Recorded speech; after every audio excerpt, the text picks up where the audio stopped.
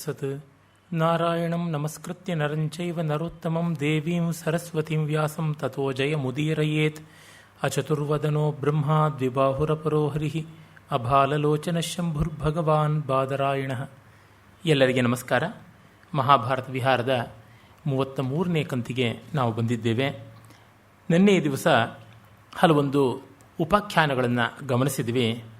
ಅದರೊಳಗೆ ಒಂದು ಯವಕ್ರೀತನ ಉಪಾಖ್ಯಾನ, ರೈಭ್ಯ ಭರದ್ವಾಜ ಮಹರ್ಷಿಗಳ ಸ್ನೇಹ ಮಕ್ಕಳ ತಲೆಮಾರಿನಲ್ಲಿ ಹೇಗೆ ವೈಮನಸ್ಯಕ್ಕೆ ಬಂತು ಅನ್ನೋದನ್ನು ಕೂಡ ನಾವು ಕಂಡ್ವಿ. ಇಲ್ಲಿ ಒಂದು ಪಾತ್ರವು ಪರಿಪೂರ್ಣ ಪಾತ್ರವಲ್ಲ, ಪ್ರತಿಯೊಂದು ಇಂಪಲ್ಸಿವ್ ಅನ್ನುವಂತೆ ಬರುತ್ತದೆ. ಒಬ್ಬ ಅರ್ವಾವಸು ಹಿರಿಯ ಮಗ, ಅವನು ಬಿಟ್ಟರೆ ಮಿಕ್ಕವರೆಲ್ಲ ಹಾಗೇನೆ. ರೈಭ್ಯ ತನ್ನ ಸೊಸೆಗೆ ಅವಮಾನ ಮಾಡದ, ಯವಕ್ರೀತ ಅಂತ ಗೊತ್ತಾದ ತಕ್ಷಣ ಕೃತ್ಯ ಪಿಶಾಚವನ್ನು ಹೋಮದ ಮೂಲಕವಾಗಿ, ಅಭಿಚಾರ ಹೋಮದ ಮೂಲಕವಾಗಿ ಉತ್ಪಾದನೆ ಮಾಡಿ ಇವನನ್ನು ಕೊಲ್ಲಿಸಿಯೇ ಬಿಡ್ತಾನೆ ಯವಕ್ರೀತನನ್ನು. ಹೀಗೆ ತನ್ನ ಮಗ ಸತ್ತಾಗ ಆ ಮಗನ ಸಾವಿನ ಶೋಕದಲ್ಲಿ ಭರದ್ವಾಜ ಇವನಿಗೂ ಶಾಪ ಕೊಟ್ಟು ತಾನು ಸಾಯ್ತಾನೆ. ಇನ್ನು ಯವಕ್ರೀತನಂತೂ ತಳಾತಳದಲ್ಲಿದ್ದಾನೆ. ಅವನಿಗೆ ತಪಸ್ಸೊಂದಿದೆಯೇ ಹೊರತು ಇನ್ನು ಯಾವ ವಿವೇಕವೂ ಇಲ್ಲ. ಇನ್ನು ಅರ್ವಾವಸು ಎಷ್ಟು ನಿಸ್ಪೃಹನೋ ಅವನ ತಮ್ಮ ಪರಾವಸು ಆ ತರಹ ಅಲ್ಲ, ಸ್ವಾರ್ಥಿ. ಕಟ್ಟಕಡೆಗೆ ಅರ್ವಾವಸುವೇ ದೊಡ್ಡವನಾಗಿ ಘನತೆಯಿಂದ ಕೂಡಿದವನಾಗಿ ಕಾಣ್ತಾನೆ. ಅಂದರೆ ಒಂದು ಸಮುದಾಯದಲ್ಲಿ ಯಾರೋ ಒಬ್ಬರು ವಿವೇಕಿಗಳಾಗಿದ್ದರೆ, ಉದಾರಿಗಳಾಗಿದ್ದರೆ, ಸಮರ್ಥರೂ ಆಗಿದ್ದರೆ ಆ ವಿವೇಕ, ಉದಾರತೆ, ಸಾಮರ್ಥ್ಯ ಅವೆಲ್ಲ ಕೂಡ ಸೇರಿ ಬಂದು ಇನ್ನು ಮಿಕ್ಕವ್ರನ್ನೆಲ್ಲ ಉದ್ಧರಿಸಬಹುದು. ಈ 3 ಅಂಶದಲ್ಲಿ ಒಂದು ಕಡಿಮೆಯಾದರೂ ಆ ಒಳ್ಳೆಯ ವ್ಯಕ್ತಿ ಏನನ್ನೂ ಮಾಡೋಕ್ಕಾಗೋಲ್ಲ. ಅರ್ವಾವಸುವಿಗೆ ಉದಾರತೆ ಮೊದಲಿಗಿದೆ, ವಿವೇಕವೂ ಇದೆ. ಹಾಗಾಗಿ ಆ ಉದಾರತೆಯನ್ನು ಹೇಗೆ ಮಾಡಬೇಕು, ನಿರ್ವಾಹ ಮಾಡಬೇಕು ಅಂತ ಗೊತ್ತಿದೆ. ಮತ್ತು ಕಟ್ಟಕಡೆಗೆ ಸಾಮರ್ಥ್ಯವನ್ನು ಅವನು ಸಂಪಾದಿಸಿಕೊಂಡ. ಹೀಗೆ ಕಂಡಾಗ ನಮಗೆ ಈ ಸಣ್ಣ ಪುಟ್ಟ ಉಪಾಖ್ಯಾನಗಳಲ್ಲೂ ಜೀವನ ಮೌಲ್ಯ, ವ್ಯಾಸ ದರ್ಶನ ಎಷ್ಟು ಘನ ಅಂತ ಗೊತ್ತಾಗುತ್ತದೆ. ಈ ತೀರ್ಥಯಾತ್ರೆಯ ಎಲ್ಲೆಲ್ಲೂ ಎಷ್ಟೆಷ್ಟೋ ವಿವರಗಳು ನಾವು ನೋಡುವಾಗ ಅರ್ಜುನನ ತೀರ್ಥಯಾತ್ರೆ ಕೂಡ ಜ್ಞಾಪಕಕ್ಕೆ ಬರುತ್ತದೆ. ಅಲ್ಲೂ ಕೆಲವೊಂದು ಒಳ್ಳೆಯ ಮೌಲ್ಯಗಳನ್ನು ನಾವು ಕಾಣ್ತೀವಿ. ನಾನು ಆ ಸಂದರ್ಭದಲ್ಲಿ ಕೇವಲ ಸೂಕ್ಷ್ಮವಾದ ಒಂದು ಉಲ್ಲೇಖ ಮಾಡಿ ಮುಂದೆ ಹೋಗಿದ್ದೆ. ಅದೊಂದು ಪಂಚಾಪ್ಸರ ಪ್ರಕರಣ. 5 ಅಪ್ಸರೆಯರು ಮುನಿಶಾಪಕ್ಕೆ ತುತ್ತಾಗಿ 5 ಸರೋವರಗಳಲ್ಲಿ 5 ಮೊಸಳೆಗಳಾಗಿ ಇರ್ತಾರೆ. ಮೊದಲು ಪುಣ್ಯಕ್ಷೇತ್ರಗಳಾಗಿದ್ದವು. ಆ ಸರೋವರಗಳಲ್ಲಿ ಸ್ನಾನ ಮಾಡುವುದು ಪುಣ್ಯ ಅಂತ ಅಂದುಕೊಂಡಿದ್ದವರು ಈ ಮೊಸಳೆಗಳ ಕಾರಣದಿಂದ ಯಾರಿಗೂ ಹೋಗೋಕ್ಕಾಗಿರಲಿಲ್ಲ. ಆಗ ಅರ್ಜುನ ತನ್ನ ತೀರ್ಥಯಾತ್ರಾ ಕಾಲದಲ್ಲಿ ಅದನ್ನು ಅರಿತು ಒಂದೊಂದು ಕೊಳದೊಳಗೂ ಹೋಗಿ ಆ ಮೊಸಳೆಯನ್ನು ಹೊರಗೆಳೆದು ತನ್ನ ಕಾಲನ್ನು ಹಿಡಿದ ತಕ್ಷಣ ಅದನ್ನು ತನ್ನೆಲ್ಲ ಶಕ್ತಿಯಿಂದ ಹೊರಗೆಳೆದು ದಡಕ್ಕೆ ಬಂದ ತಕ್ಷಣ ಅವರಿಗೆ ಶಾಪ ವಿಮೋಚನೆ ಆಗ್ತಾ ಇತ್ತು. ಆ ಮೂಲಕ ಕೊಳಗಳು ನಿಷ್ಕಂಟಕವಾದವು. 5 ಕೊಳಗಳು ಮೊದಲು ಮೃತ್ಯುಕೂಪ ಅನಿಸಿಕೊಂಡಿದ್ದವು, ಆಮೇಲೆ ಪುಣ್ಯತೀರ್ಥಗಳಾಗಿ ಮಾರ್ಪಟ್ಟವು ಅನ್ನುವ ಒಂದು ಒಕ್ಕಣೆ ಇದೆ ಮಹಾಭಾರತದಲ್ಲಿ. ಆದಿಪರ್ವದಲ್ಲಿಯೇ ನಾವು ನೋಡ್ತೀವಿ. ಅಲ್ಲಿಯ ಸ್ವಾರಸ್ಯ ಏನೆಂದರೆ, ನಾವು ತೀರ್ಥಕ್ಷೇತ್ರಗಳಿಗೆ ಹೋದಾಗ ಅಲ್ಲಿ ಯಾವುದೋ ಅಚಾತುರ್ಯದಿಂದ ಏನೋ ಅನ್ಯಾಯಗಳು ನಡೀತಾ ಇದ್ದರೆ ಸಾಮರ್ಥ್ಯವಿದ್ದಲ್ಲಿ ನಾವು ಕೂಡದ ಮಟ್ಟಿಗೆ ಅದನ್ನು ಸರಿ ಮಾಡಬೇಕು. ಏಕೆ, ಅನ್ಯಕ್ಷೇತ್ರೇ ಕೃತಂ ಪಾಪಂ ಪುಣ್ಯಕ್ಷೇತ್ರೇ ವಿನಶ್ಯತಿ, ಪುಣ್ಯಕ್ಷೇತ್ರೇ ಕೃತಂ ಪಾಪಂ ವಜ್ರಲೇಪೋ ಭವಿಷ್ಯತಿ ಅಂತ ಒಂದು ಮಾತಿದೆ. ಮಿಕ್ಕೆಲ್ಲ ಕಡೆ ಮಾಡಿದ ತಪ್ಪನ್ನು ತೊಳ್ಕೊಳ್ಳೋಕ್ಕಿಂತ ಪುಣ್ಯಕ್ಷೇತ್ರಕ್ಕೆ ಹೋಗ್ತೀವಿ, ಅಲ್ಲಿಯೇ ಪಾಪ ಆಗಿಬಿಟ್ರೆ ಇನ್ನೆಲ್ಲಿಂದ ತೊಳ್ಕೊಳ್ಳೋದು ಅಂತ. ಈ ಕಾರಣದಿಂದ ಡಿ ವಿ ಜಿಯವರ ಕಗ್ಗದಲ್ಲಿ ಹೇಳುವಂತೆ, ತೋಳಿಂದೆ ತಿಳಿವಿಂದೆ ಮತಿಯಿಂದೆ ಜಗದಿರವ ಮೇಲೆನಿಪವನೆ ರಸಿಕ ಮಂಕುತಿಮ್ಮ ಅಂತ. ಆ ತೋಳು, ತಿಳಿವು ಮತ್ತು ಮಾತು, ಆ ಎಲ್ಲದರಿಂದಲೂ ಕೂಡ ತ್ರಿಕರಣದಿಂದ ಜಗತ್ಸ್ಥಿತಿಯನ್ನು ಉನ್ನತೀಕರಿಸ್ತಕ್ಕಂಥವನೇ ನಿಜವಾಗಿ ಜೀವನ ಕಾವ್ಯ ರಸಿಕ ಅಂತ ಗೊತ್ತಾಗುತ್ತದೆ. ಈ ಯವಕ್ರೀತನ ಉಪಾಖ್ಯಾನವನ್ನು ನೋಡ್ತಾ ಇದ್ದಂತೆ ನಿನ್ನೆ ಒಂದು ಅಂಶ ಪರಾಮರ್ಶೆ ಮಾಡಬೇಕಾಗಿತ್ತು, ಸಮಯಾಭಾವದಿಂದ ಆಗಲಿಲ್ಲ. ಅದನ್ನು ಈಗ ಮತ್ತೆ ಜ್ಞಾಪಕ ಮಾಡಿಕೊಂಡು ಹೇಳ್ತಿದ್ದೀನಿ. ಗಿರೀಶ್ ಕಾರ್ನಾಡ್ ಅವರು ಇದನ್ನು ಆಧರಿಸಿ ಒಂದು ರೂಪಕ ಬರೆದಿದ್ದಾರೆ, ಅಗ್ನಿ ಮತ್ತು ಮಳೆ ಅಂತ. ಅದು ಮಹಾಭಾರತದ ಯವಕ್ರೀತ ಉಪಾಖ್ಯಾನವನ್ನೇ ಆಧರಿಸಿರುವುದು ಅಂತ ಅವರು ಹೇಳಿದ್ದಾರೆ. ಆದರೆ ಅದು ತುಂಬ ವಿಕೃತವಾದ ಸೃಷ್ಟಿ.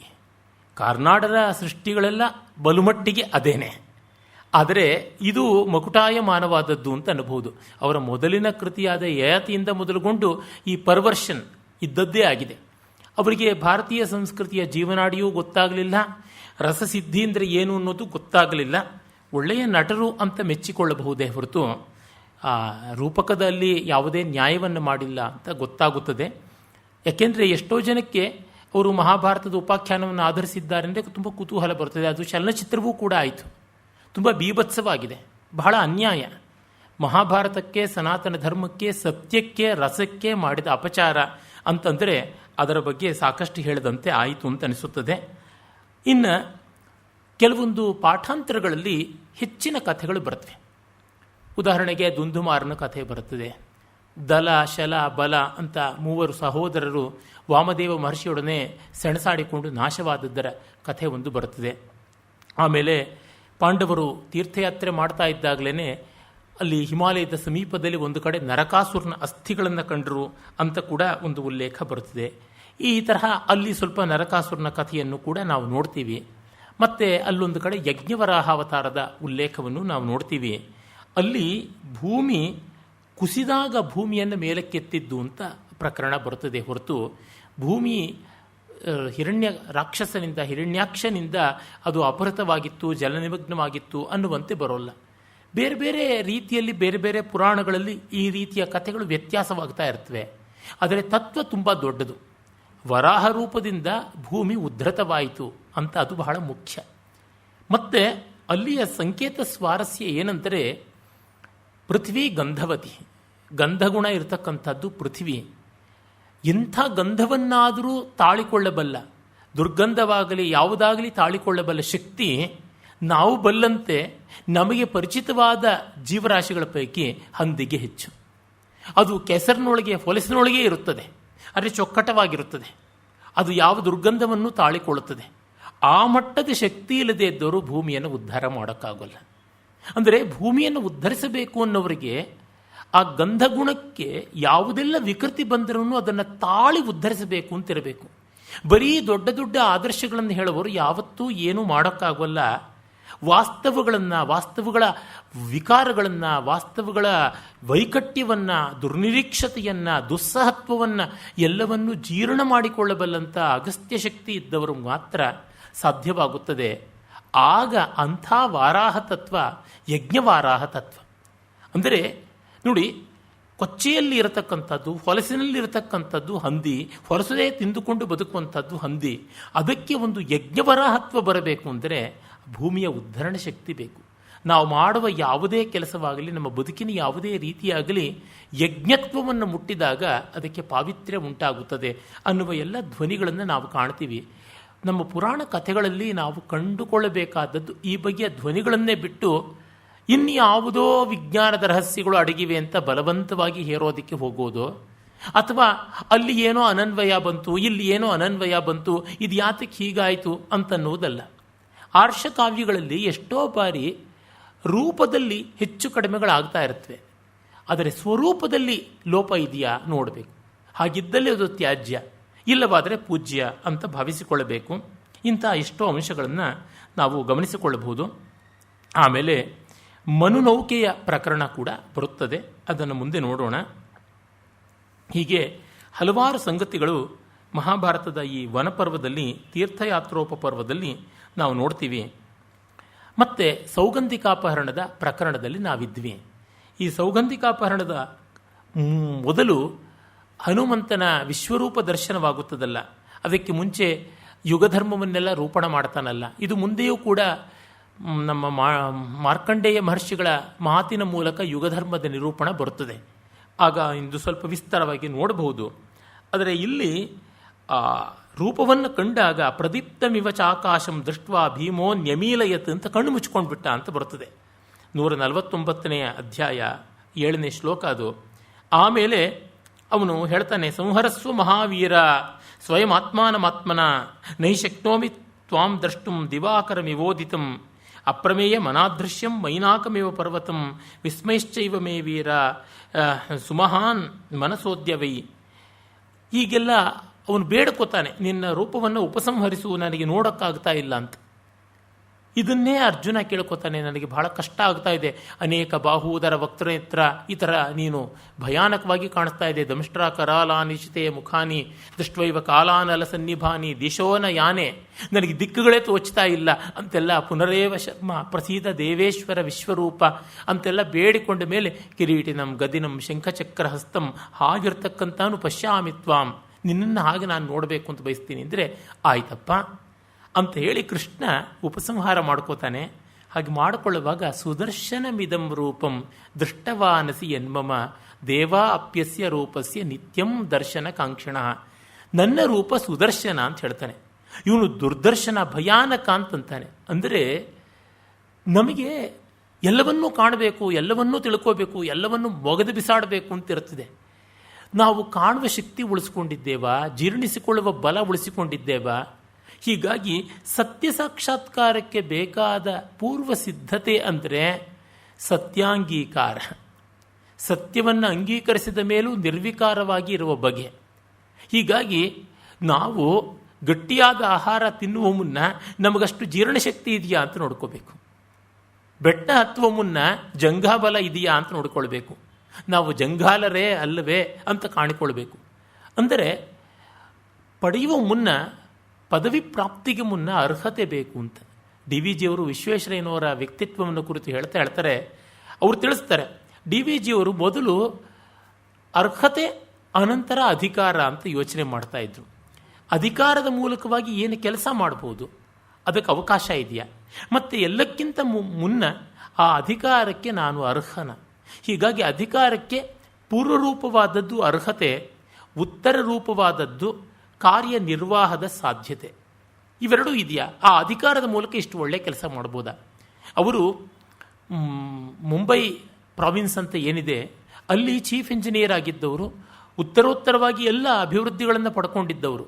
ಇನ್ನು ಅವರಿಗೆ ಅಲ್ಲಿ ಹೆಚ್ಚಿನದೆಲ್ಲ ಬಂದಿತ್ತು. ಆ ಹೊತ್ತಿಗೆ ಮಹಾರಾಜರು ನೀವು ನಮ್ಮ ಮೈಸೂರಿಗೆ ಬರಬೇಕು, ಇಲ್ಲಿ ಇದನ್ನು ನೋಡಬೇಕು ಅಂದರೆ ಅದು ಒಂದು ರೀತಿ ಅವರಿಗೆ ರಿಗ್ರೆಷನ್ನೇ.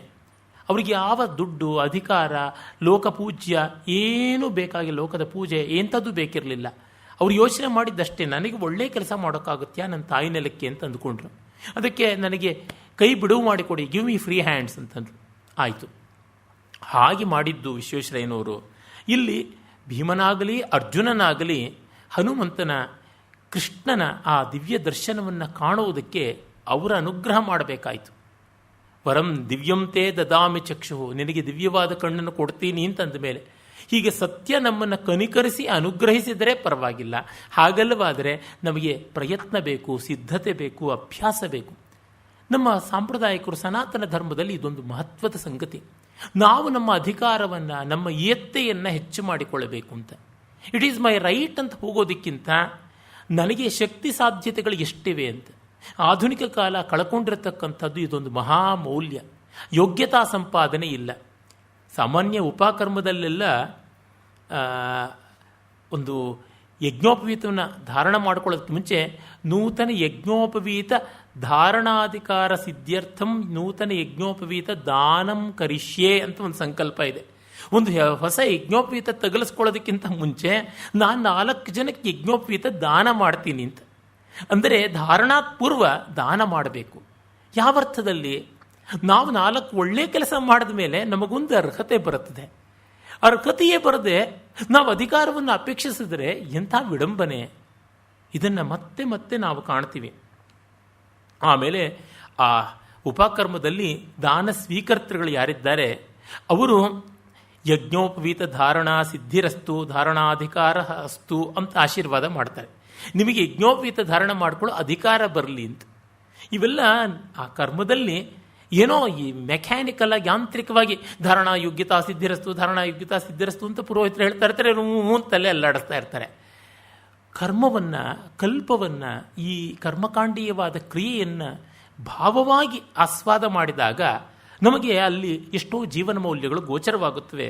ಇಂಥದ್ದೆಲ್ಲವನ್ನು ಈ ಬಗೆಯ ಒಂದೊಂದು ಸಣ್ಣ ಪುಟ್ಟ ಮಾತುಗಳಲ್ಲಿ ಕಂಡುಕೊಳ್ಳದೇ ಇದ್ದರೆ ಕಾವ್ಯ ವ್ಯಾಸಂಗ ಅಂದರೆ ಏನಿಲ್ಲ. ಕೆಲವರು ಪಾರಾಯಣ ಅಂತ ಎತ್ತುಚ್ಚೆ ಹೊಯ್ದಂಗೆ ಹೋಗ್ತಾರೆ. ಅದರೊಳಗೆ ಏನೂ ಸ್ವಾರಸ್ಯ ಇರೋಲ್ಲ. ಪೇಜುಗಳು ಹೋಗ್ತಾ ಇರ್ತವೆ ಹೊರತು ಅಲ್ಲಲ್ಲಿ ನಿಂತು ನೋಡಿ ಸವಿದು ಅಂತರಂಗಕ್ಕೆ ತಂದುಕೊಳ್ಳುವುದಿರೋಲ್ಲ.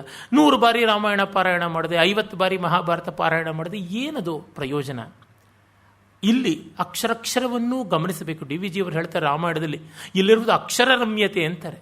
ಬರೀ ಪದರಮ್ಯತೆ, ಶ್ಲೋಕರಮ್ಯತೆ, ವಾಕ್ಯರಮ್ಯತೆ ಅಲ್ಲ, ಅಕ್ಷರರಮ್ಯತೆ ಉಂಟು, ಆಸ್ವಾದಿಸಬೇಕಾಗುತ್ತದೆ ಅಂತ ಹಾಗೆ ಕಾಣಬೇಕು ನಾವು. ಆಮೇಲೆ ಹನುಮಂತ ಹೇಳ್ತಾನೆ, ಮಾತಾತ ಸಾಹಸಂ ಕಾರ್ಷೀಹಿ ಸ್ವಧರ್ಮ ಮನುಪಾಲಯ ಸ್ವಧರ್ಮಸ್ಥಃ ಪರಂ ಧರ್ಮಂ ಬುದ್ಧ್ಯಸ್ವ ಆಗಮಯಸ್ವ ಚ ನಹಿ ಧರ್ಮಮವಿಜ್ಞಾಯ ವೃದ್ಧಾನನುಪಸೇವ್ಯ ಚ ಧರ್ಮೋ ವೈ ವೇದಿತುಂ ಶಕ್ಯೋ ಬೃಹಸ್ಪತಿ ಸಮಯರಪಿ. ತುಂಬ ಚೆನ್ನಾಗಿದೆ. ನೀನು ಸೌಗಂಧಿಕ ಪುಷ್ಪದ ಹಾದಿಗೆ ಕೇಳದಿಯಲ್ಲ, ಹಾದಿ ಕೇಳದಿಲ್ಲ. ಏಷಪಂತಹ ಕುರುಶ್ರೇಷ್ಠ ಸೌಗಂಧಿಕ ವನಾಯಚತೆ. ಇಲ್ಲಿಗೆ ಹೋಗೋದಕ್ಕೆ ಸೌಗಂಧಿಕಕ್ಕೆ ಈ ದಾರಿ ಉಂಟು. ಅಲ್ಲಿ ದ್ರಕ್ಷಸೇ ಧನದೋದ್ಯಾನಂ, ಕುಬೇರನ ಉದ್ಯಾನ ನೋಡ್ತೀಯ, ಅದು ರಕ್ಷಿತಂ ಯಕ್ಷರಾಕ್ಷಸೈಹಿ, ಯಕ್ಷರು ರಾಕ್ಷಸರು ಎಲ್ಲ ಕಾಪಾಡುವಂಥದ್ದು ಅದಿದೆ, ಎಲ್ಲ ಹೌದು. ಆದರೆ ಅದು ದೈವತ ಕ್ಷೇತ್ರ. ಮತ್ತು ನೀನು ನಿನ್ನ ಸ್ವಧರ್ಮ ನೋಡಿಕೊ ಅಂತ. ಮಾತಾತ ಸಾಹಸಂ ಕಾರ್ಷೀಹಿ. ಸಾಹಸ ಅನ್ನೋದಕ್ಕೆ ಸಂಸ್ಕೃತದಲ್ಲಿ ಅನ್ಲಾಫುಲ್ ಆ್ಯಕ್ಟ್, ನ್ಯಾಯಬದ್ಧವಲ್ಲದ, ಕಾನೂನಿಗೆ ಬದ್ಧವಲ್ಲದ ಕ್ರಿಯೆ ಅಂತ ಉಂಟು. ದೈವಕ್ಷೇತ್ರಕ್ಕೆ ಮನುಷ್ಯ ಬರುವುದು ಹೇಗೆ? ಅದನ್ನು ಮಾಡಬೇಡ. ಸ್ವಧರ್ಮ ಮನುಪಾಲಯ, ನೀನು ಮಾನುಷ ಧರ್ಮವನ್ನು ಆಶ್ರಯಿಸು, ಅದನ್ನು ನೋಡು ಅಂತ. ಇನ್ನು ಮುಂದೆ ಸ್ವಧರ್ಮಸ್ಥ ಪರಂ ಧರ್ಮಂ ಬುದ್ಧ್ಯಸ್ವ ಆಗಮಯಸ್ವಚ. ನೀನು ಸ್ವಧರ್ಮವನ್ನು ನಿಂತು ನೋಡಿಕೊಂಡು, ಸ್ವಧರ್ಮದಲ್ಲಿ ನಿಂತು ನೋಡಿಕೊಂಡು ಧರ್ಮವನ್ನು ತಿಳ್ಕೊ ಅಂತ. ಬಹಳ ಚೆನ್ನಾಗಿದೆ. ಸ್ವಧರ್ಮಸ್ಥ ಧರ್ಮಂ ಬುದ್ಧ್ಯಸ್ವ ಅಂತ. ನಮಗೆ ಧರ್ಮ ಗೋಚರವಾಗಬೇಕು ಅಂದರೆ ಸ್ವಧರ್ಮದಲ್ಲಿ ನಿಲ್ಲಬೇಕು ಅಂತ. ಅಂದರೆ ಧರ್ಮ ಒಂದು ವೈಶ್ವಿಕವಾದ ವ್ಯವಸ್ಥೆ. ಆ ವೈಶ್ವಿಕವಾದ ವ್ಯವಸ್ಥೆ, ಬ್ರಹ್ಮಾಂಡದ ವ್ಯವಸ್ಥೆಯನ್ನು ಅರ್ಥ ಮಾಡಿಕೊಳ್ಳಬೇಕಾದ್ರೆ ಪಿಂಡಾಂಡದ ವ್ಯವಸ್ಥೆಯನ್ನು ತೋರಿಕೊಳ್ಳಬೇಕು. ಅಂದರೆ ನನ್ನ ಯೋಗ್ಯತೆ ಏನು, ನನ್ನ ಶಕ್ತಿ ಏನು, ನನ್ನ ಒಲವೇನು, ನನ್ನ ನಿಲವೇನು, ನನ್ನ ಇಷ್ಟ ಏನು, ಅನಿಷ್ಟ ಏನು, ಮತ್ತು ಇದರೊಳಗೆ ಎಷ್ಟು ಸಾಧು, ಎಷ್ಟು ಸಾಧ್ಯ, ಇವನ್ನೆಲ್ಲ ಗಮನಿಸಿಕೊಳ್ಳಬೇಕು. ಕಷ್ಟ ಇದೆ, ಇದನ್ನು ಗಮನಿಸಿಕೊಳ್ಳೋದು ಕಷ್ಟ ಇದೆ. ಹೀಗಾಗಿ ಅದಕ್ಕಾಗಿ ನಹಿ ಧರ್ಮಂ ಅವಿಜ್ಞಾಯ ವೃದ್ಧಾನ್ ಅನುಪಸೇವ್ಯ ಚ ಧರ್ಮೋ ವೈ ವೇದಿತುಂ ಶಕ್ಯೋ ಬೃಹಸ್ಪತಿ ಸಮೈರಪಿ. ವೃದ್ಧರು ಅಂದರೆ ಮೈ ನಡುತ್ತಾ ಇರೋರು, ಮೈ ಸುಕ್ಕಾಗಿರೋರು, ತಲೆ ಕೂದಲು ಬೆಳ್ಳಗಾಗಿದ್ರು, ಬಣ್ಣ ಹಚ್ಚಿಕೊಂಡವರು, ಹಲ್ಲು ಬಿದ್ದೋಗಿದ್ರು, ಹಲ್ಲು ಕಟ್ಟಿಸ್ಕೊಂಡಿದ್ದವರು, ಈ ಥರದ್ದೆಲ್ಲ ಅರ್ಥಗಳು ಅಲ್ಲ. ಆಯಾ ಕ್ಷೇತ್ರದಲ್ಲಿ ಪರಿಣತರಾದವರು, ವೃದ್ಧಿ ಬೆಳವಣಿಗೆಯನ್ನು ಕಂಡವರು, they are fruitfully completed their service. ಅದು ಬಹಳ ಮುಖ್ಯ. ಯಾರು ಆಕ್ಟಿವ್ ಇಯರ್ಸ್ ಆಫ್ ಎಕ್ಸ್ಪೀರಿಯನ್ಸ್ ಅಂತಾರಲ್ಲ, ಅಂಥದ್ದನ್ನು ಹೊಂದಿರೋರನ್ನ ವೃದ್ಧರು ಅಂತ ಕರೀತಾರೆ. ನತೇ ವೃದ್ಧಾ ಏನ ಪ್ರವದಂತಿ ಧರ್ಮಂ ಅಂತ ದ್ರೌಪದಿ ಹೇಳ್ತಾಳಲ್ಲ, ವಿದುರನೂ ಹೇಳ್ತಾನಲ್ಲ ಆ ಮಾತು. ಹೀಗಾಗಿ ಆ ದೃಷ್ಟಿಯಿಂದ ನಾವು ನೋಡಿದಾಗ ಒಂದು ಬಗೆಯ ಅನುಭವದ ಹಿರಿತನ ಅದು ಮಾರ್ಗದರ್ಶನವಾಗುತ್ತದೆ. ಅದನ್ನು ಉಪಸೇವ್ಯ, ಅದು ಬಹಳ ಮುಖ್ಯ. ಅನುಭವ ರಸಿಕರನ್ನು ನಾವು ಆಶ್ರಯಿಸಬೇಕು. ಅಹಂಕಾರ ಇಟ್ಟುಕೊಂಡು ಅವರಿಂದ ಏನು ಇವರಿಂದ ಏನು ಅಂತಿದ್ರೆ ಅಲ್ಲ, ಎಲ್ಲರನ್ನೂ ಕೇಳಬೇಕು. ಅದು ಉಂಟೇ ಉಂಟಲ್ಲ, ಬಾಲಾದಪಿ ಸುಭಾಷಿತಂ ಅಂತ. ಚಿಕ್ಕ ಮಕ್ಕಳಿಂದ ಕೂಡ ಅದು ಶುಕನಾಗಲಿ, ಆ ಸಾಕ್ಷಾತ್ ಶುಕ ಮಹರ್ಷಿಯೇ ಆಗಲಿ, ಬಾಲನೇ ಆಗಲಿ, ಬಾಲಸುಬ್ರಹ್ಮಣ್ಯನೇ ಆಗಲಿ, ಇಂಥವರಿಂದಲೂ ಪಡೆಯಬೇಕಾದದ್ದು ಇದ್ದೇ ಇರುತ್ತದೆ. ಹಾಗಾಗಿ ಅವನ್ನು ತಿಳ್ಕೊಳ್ಬೇಕು ಅನ್ನುವ ಮಾತನ್ನು ಮತ್ತೆ ಮತ್ತೆ ಅವನು ಹೇಳ್ತಾನೆ. ಆಮೇಲೆ ರಾಜಧರ್ಮ, ಕಲಿಧರ್ಮ ಇತ್ಯಾದಿಗಳ ವಿವರಗಳನ್ನು ನಾವು ನೋಡ್ತೀವಿ. ತುಂಬ ಹೃದಯಂಗಮವಾದಂಥ ಭಾಗ. ಆಮೇಲೆ ಇಲ್ಲಿ ತ್ರಯೀ ವಾರ್ತಾ ದಂಡನೀತಿ ತಿಸ್ರೋ ವಿದ್ಯಾ ವಿಜಾನತಾಂ ಅಂತ, ತ್ರಯೀ ವಾರ್ತಾ ದಂಡನೀತಿ ಅಂತ 3 ಉಂಟು ವಿದ್ಯೆಗಳು ಅಂತ ಹೇಳ್ಬಿಟ್ಟು ಇಲ್ಲಿ ಆನ್ವೀಕ್ಷಿಕಿ ಬಿಟ್ಟು ಹೋಗ್ಬಿಟ್ಟಿದೆ. ಆನ್ವೀಕ್ಷಿಕೆಯನ್ನು ಕೌಟಿಲ್ಯ ಒಂದು ಮಹಾವಿದ್ಯೆಯಾಗಿ ಹೇಳ್ತಾನೆ. ಇಲ್ಲಿ ನಾವು ಸೇರಿಸ್ಕೋಬೇಕಾದದ್ದು ತ್ರಯೀ ಅಂದರೆ ಪಾರಂಪರಿಕವಾದ ಜ್ಞಾನ, ಅಲೌಕಿಕವಾದ ಜ್ಞಾನ, ಅಪರೋಕ್ಷ ವಿದ್ಯೆಗೆ ಬೇಕಾದ ಜ್ಞಾನ. ಇನ್ನು ಆನ್ವೀಕ್ಷಿಕೆ ಅಂದರೆ ಪ್ರತ್ಯಕ್ಷ. ಅದು ಯಾವುದಿದೆ? ಪರೋಕ್ಷ. ಪ್ರತ್ಯಕ್ಷದಲ್ಲಿ ಒಂದು, ಪರೋಕ್ಷದಲ್ಲಿ ಅನುಮಾನ. ಇವೆರಡರ ಮೂಲಕವೂ ನಾವು ಮಾಡಿಕೊಳ್ಬಹುದು. ಅದು ಪರೋಕ್ಷ ಅನ್ನೋದಕ್ಕಿಂತ ಅದನ್ನು ಆಂಶಿಕವಾದ ಪ್ರತ್ಯಕ್ಷ, ಆಂಶಿಕವಾದ ಪರೋಕ್ಷ ಅನ್ಬೋದು. ಪ್ರತ್ಯಕ್ಷಾನುಮಾನಾಭ್ಯಾಂ ನ್ಯಾಯಶಾಸ್ತ್ರಂ ಅದು. ಆಮೇಲೆ ವಾರ್ತಾ, ಕೃಷಿ, ಗೋರಕ್ಷ, ವಾಣಿಜ್ಯ, ದಂಡನೀತಿ ಇವೆಲ್ಲ ಬೇಕಾಗುತ್ತದೆ. ಸಾಚೇ ಧರ್ಮಕ್ರಿಯಾ ನ ಸ್ಯಾತ್ ತ್ರಯೀ ಧರ್ಮ ಮೃತೆ ಭುವಿ ದಂಡನೀತಿ ಮೃತೆ ಚಾಪಿ ನಿರ್ಮರ್ಯಾದಮಿದಂ ಭವೇತ್. ಈ ಜಗತ್ತು ಇವುಗಳಿಲ್ಲದೆ ಇದ್ದರೆ ನಿರ್ಮರ್ಯಾದಂ ಅಂದರೆ, ಮರ್ಯಾದೆ ಅಂದರೆ ಎಲ್ಲೇ ಇಲ್ಲದೆ ಹೊರಟೋಗುತ್ತೆ, ದಿಕ್ಕಾಪಾಲಾಗಿ ಹರಿದು ಹಂಚೋಗ್ಬಿಡುತ್ತೆ. ವಾರ್ತಾಧರ್ಮೇ ಹ್ಯವರ್ತನ್ಯೋ ವಿನಶ್ಯೇಯುರಿಮಃ ಪ್ರಜಾ, ಎಲ್ಲ ಮಿಕ್ಕಿದ್ದೆಲ್ಲ ಹೊರಟೋಗ್ಬಿಡ್ತಿದೆ. ದಂಡನೀತಿ ತುಂಬ ಮುಖ್ಯವಾದದ್ದು. ಹೀಗೆ ಲೋಕದ ವ್ಯವಸ್ಥೆ ಏನು ಬೇಕು? ಯಜ್ಞಾಧ್ಯಯನ ದಾನಾನಿ ತ್ರಯಸ್ಸಾಧಾರಣ ಸ್ಮೃತಾ. ಹೀಗೆ ಯಜ್ಞ, ದಾನ, ಅಧ್ಯಯನ ಇವೆಲ್ಲರಿಗೂ ಕೂಡ ಮುಖ್ಯವಾಗಿ ಬೇಕಾಗಿರ್ತಕ್ಕಂಥದ್ದು. ಪ್ರತಿಯೊಬ್ಬರು ಅವರವ್ರದಾದ ರೀತಿಯಲ್ಲಿ ಯಜ್ಞವನ್ನು, ದಾನವನ್ನು, ಅಧ್ಯಯನವನ್ನು ಎಲ್ಲ ಮಾಡ್ತಾ ಬರ್ತಾರೆ ಅಂತ ಎಲ್ಲ ವಿವರಗಳನ್ನು ಹೇಳ್ತಾ ಬರ್ತಾನೆ. ಚಾತುರ್ವರ್ಣ್ಯದ ಎಲ್ಲ ಚತುರಾಶ್ರಮಗಳ ರೀತಿ ನೀತಿಗಳನ್ನು ಹೇಳ್ತಾನೆ. ಸಾಮಾಜಿಕ ವ್ಯವಸ್ಥೆ ಒಂದೊಂದು ಕಾಲಕ್ಕೆ ಒಂದೊಂದಲ್ವ. ಸುಸ್ಥಿತ ಶಾಸ್ತಿ ದಂಡೇನ ವ್ಯಸನೀ ಪರಿಭೂಯತೆ. ವ್ಯಸನಿ ಆಗಿರಬಾರ್ದು, ದುರ್ವ್ಯಸನಗಳಿಗೆ ಈಡಾಗಬಾರ್ದು, ಸುಸ್ಥಿತನಾಗಿ ದಂಡದಲ್ಲಿರಬೇಕು. ನಿಗ್ರಹಾನುಗ್ರಹೈ ಸಮ್ಯಗ್ ಯದಾ ರಾಜ ಪ್ರವರ್ತತೆ ತದಾ ಭವತಿ ಲೋಕಸ್ಯ ಮರ್ಯಾದಾ ಸುವ್ಯವಸ್ಥಿತ. ನಿಗ್ರಹ, ಅನುಗ್ರಹ ಎರಡೂ ಬೇಕಾಗುತ್ತದೆ. ನಿಗ್ರಹ ಅಂತಂದರೆ ಅಂಕೆಯಲ್ಲಿಡುವಿಕೆ, ಅನುಗ್ರಹ ಅಂತಂದರೆ ಅನುಕೂಲ ಮಾಡಿಕೊಡುವಿಕೆ. ಇವೆರಡೂ ಯಾವಾಗ ರಾಜನು ಸರಿಯಾಗಿ ನಡೆಸ್ತಾನೋ ಆಗ ಲೋಕದ ಎಲ್ಲೆ ಸರಿಯಾಗಿರುತ್ತದೆ ಅಂತ. ಮರ್ಯಾದಾ ಅನ್ನೋದಕ್ಕೆ ನಮ್ಮ ಕನ್ನಡದಲ್ಲಿ, ದೇಶ ಭಾಷೆಗಳಲ್ಲಿ ಒಂದು ಶಿಸ್ತು ಅಂತ ಒಂದು ಅರ್ಥ, ಒಂದು ಒಪ್ಪ, ಒಂದು ಓರಣ, ಒಂದು ಅಡಕ ಅಂತ, ಅದೆಲ್ಲ ಒಂದು ಎಲ್ಲೆಯೊಳಗೆ ಬರುತ್ತದೆ. ನಮ್ಮ ಮಿತಿ ಎಲ್ಲಿದೆ ಅಂತ ನಾವು ನೋಡ್ಕೊಳ್ಬೇಕು. ಇದಾದ ಮೇಲೆ ನನ್ನ ಮಿತಿ ಅಲ್ಲ, ಮಾತಿಪ್ರಾಕ್ಷೀಹಿ ಅನ್ನುವುದನ್ನು ತುಂಬ ತಪ್ಪಾಗಿ ಕಾಣ್ತಾರೆ. ನನಗೆ ಗೊತ್ತಿಲ್ಲದೆ ಇರೋದು ಏನು ಸಾಧ್ಯ, ನನಗೆ ಯಾಕೆ ತಿಳಿಯೋಲ್ಲ ಅಂತ.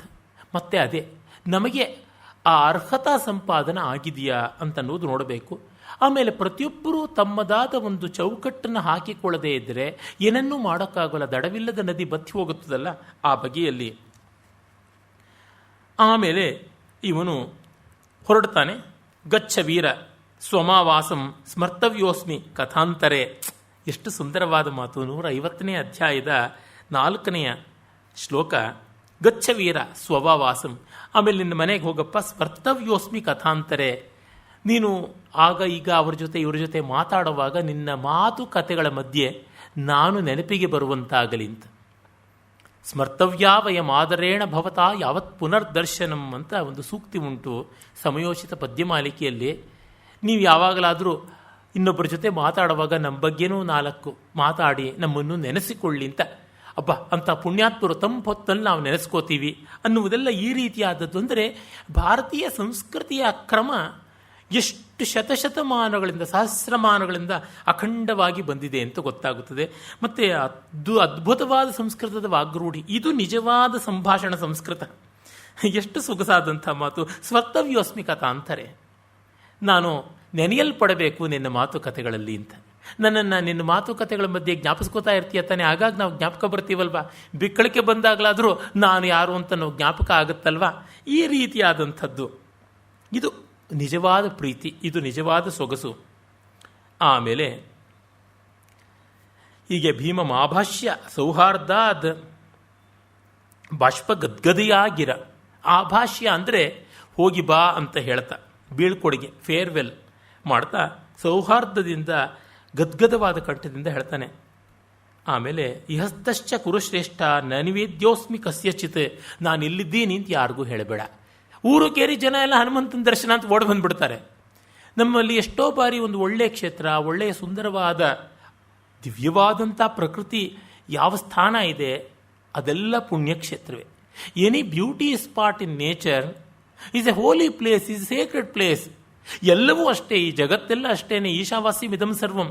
ಆದರೆ ನಮ್ಮ ಯೋಗ್ಯತೆ ಅಷ್ಟನ್ನೆಲ್ಲವನ್ನು ಅಣು ರೇಣು ತೃಣಕಾಷ್ಠ ಎಲ್ಲವನ್ನು ಬ್ರಹ್ಮಭಾವದಿಂದ ಕಾಣೋಕ್ಕಾಗೋಲ್ಲ ಅಂತ. ಒಂದು ದೊಡ್ಡ ಬೆಟ್ಟ ಇದ್ದರೆ, ಒಂದು ಮಹಾನದಿ ಇದ್ದರೆ, ಒಂದು ದಿವ್ಯವಾದ ಸರಸ್ಸಿದ್ರೆ, ಒಂದು ಭವ್ಯವಾದ ವೃಕ್ಷ ಇದ್ದರೆ ಅಲ್ಲಿ ಭಗವಂತ ಅಂತ ನಮಸ್ಕಾರ ಮಾಡೋದು. ಹೀಗಾಗಿ ಅಲ್ಲಿಗೆ ಹೋಗ್ತೀವಿ, ಹೋಗಿ ಕೊಚ್ಚೆ ಎಬ್ಬಿಸ್ಬಿಡ್ತೀವಿ, ರಾಡಿ ಮಾಡಿಬಿಡ್ತೀವಿ, ಅಲ್ಲಿ ಮತ್ತಾರು ಕಾಲಿಡದಂಗೆ ಮಾಡಿಬಿಡ್ತೀವಿ. ಹಿಮಾಲಯದಷ್ಟು ಎತ್ತರದಲ್ಲೇನೆ ಪಕ್ಕದಲ್ಲಿ ಹಿಮಾಲಯದಂತೆ ಆ ಜಂಕ್ ಕಸ ತಿಪ್ಪೆ ಬಿದ್ದಿದೆ, ಹಿಮಾಲಯ ಹತ್ತುವಂಥ ಪರ್ವತಾರೋಹಣ ವಿಕಟ ರಸಿಕರು ಅಂತ ಆಗಿದೆಯಲ್ಲ, ಹಾಗೆ ಮಾಡಬಾರ್ದು ಅಂತ ಆ ದೃಷ್ಟಿಯಿಂದಲೇ ಹನುಮಂತ ಹೇಳ್ತಾನೆ, ನಾನು ಇಲ್ಲಿದ್ದೀನಿ ಅಂತ ಯಾರಿಗೂ ಹೇಳಬೇಡ. ದೇಶಕಾಲ ಯಾಯಾತುಂ ದೇವಗಂಧರ್ವ ಯೋಷಿತಾಂ. ಯಾಕೆ ದೇಶಕಾಲ ಎಲ್ಲ ಬೇಕು ಇಲ್ಲಿಗೆ, ದೇವಗಂಧರ್ವರಿಗೂ ಕೂಡ ಮಮಾಪಿ ಸಫಲಂ ಚಕ್ಷು ಸ್ಮಾರಿತಶ್ಚಾಸ್ಮಿ ರಾಘವಂ. ನೀನು ರಾಮನನ್ನು ನೆನೆಸಿ ನನಗೂ ಸಂತೋಷವಾಯಿತು. ಮಾನುಷಂ ಗಾತ್ರ ಸಂಸ್ಪರ್ಶಂ ಗತ್ವಾ ಭೀಮತ್ವಯಾ ಸಹ. ನನಗೂ ಕೂಡ ಮಾನುಷ ಶರೀರ ಸಂಸ್ಪರ್ಶದಿಂದ ತುಂಬ ಸಂತೋಷವಾಯಿತು ಅನ್ನುವ ಮಾತು ಹೇಳ್ತಾನೆ. ಮಮಾಪಿ ಸಫಲಂ ಚಕ್ಷು, ನಾನು ನಿನ್ನನ್ನು ನೋಡಿದೆ, ನಿನ್ನ ಜೊತೆಲಿ ರಾಮಕಥೆಯನ್ನು ಮಾತಾಡಿಕೊಂಡೆ. ಮಾನುಷಂ ಗಾತ್ರ ಸಂಸ್ಪರ್ಶಂ ಗತ್ವಾ ಭೀಮತ್ವಯಾ ಸಹ. ಇದು ನೋಡಿ, ಹನುಮಂತನಂಥ ಜ್ಞಾನಿಗೆ, ಜೀವನ್ಮುಕ್ತನಿಗೆ, ಭಾವಿ ಬ್ರಹ್ಮನಿಗೆ ಒಬ್ಬ ಮನುಷ್ಯ ಇನ್ನೊಬ್ಬನ ಸಂಪರ್ಕ ಬೇಕು ಅಂತಿದೆಯಲ್ಲ, ಇದು ದೊಡ್ಡದಾದ ಮೌಲ್ಯ ಅಂತ ಅನಿಸುತ್ತದೆ. ಕಾರಿರೊಳೊಳ ಆಗಸದಿ ತಾರೆ ನೂರಿದ್ದೇನು, ದಾರಿಗಣ ಕಣ್ಣಿಗೆ ಬೇಕೊಂದು ಮನೆ ಬೆಳಕು, ದೂರದ ದೈವವಂತಿರಲಿ ಮಾನುಷ ಸಖನ ಕೋರುವುದು ಬಡಜೀವ ಮಂಕುತಿಮ್ಮ. ಹೀಗೆ ನಮ್ಮ ಬದುಕಿನಲ್ಲಿ ಮನುಷ್ಯರು ಬರ್ತಿರಬೇಕು, ಹೋಗ್ತಿರಬೇಕು ಅಂತ ಅದು ಹಸಿವು ಹುಟ್ಟುತ್ತದೆ. ಈಗ ಕರೋನಾ ಅಂತ ವಿಪತ್ತು ಬಂದು ಎಲ್ಲರೂ ಗೃಹಬಂಧನದಲ್ಲಿರುವಂಥ ಸ್ಥಿತಿ ಬಂದು ಆತ್ಮೀಯರನ್ನು ಕಾಣುವಂತೆ ಆಗೋಲ್ಲ. ನಾವು ಕೆಲವರು ಸ್ನೇಹಿತರೆಲ್ಲ ಕಾವ್ಯಾಧ್ಯಯನ ಮಾಡ್ತಾ ಇರ್ತೀವಿ, ಅಧ್ಯಯನ ಗೋಷ್ಠಿ, ವಿದ್ಯಾ ವಿನೋದ ಗೋಷ್ಠಿಗಳು, ಆಶುಕವಿತಾ ಗೋಷ್ಠಿಗಳು ಅಂತ ಮಾಡ್ಕೋತಿರ್ತೀವಿ. ಈಗ ಒಂದು 3-4 ತಿಂಗಳಿನಿಂದ ನೇರವಾಗಿ ನೋಡುವ ಅವಕಾಶಗಳು ಕಡಿಮೆ ಆದರೆ ಕಣ್ಣು ಮನಸ್ಸುಗಳಿಗೆಲ್ಲ ಉಪವಾಸ ಇದ್ದಂತೆ ಅನಿಸುತ್ತದೆ, ಕಿವಿಗೆ ಉಪವಾಸವಾದಂತೆ ಕಾಣಿಸುತ್ತೆ. ಏನೋ ಸ್ಕೈಪು, ಝೂಮು, ಮಣ್ಣು ಮಸಿ ಅದೆಲ್ಲ ಅರೆಫೊಟ್ಟೆ ಅಷ್ಟೇ.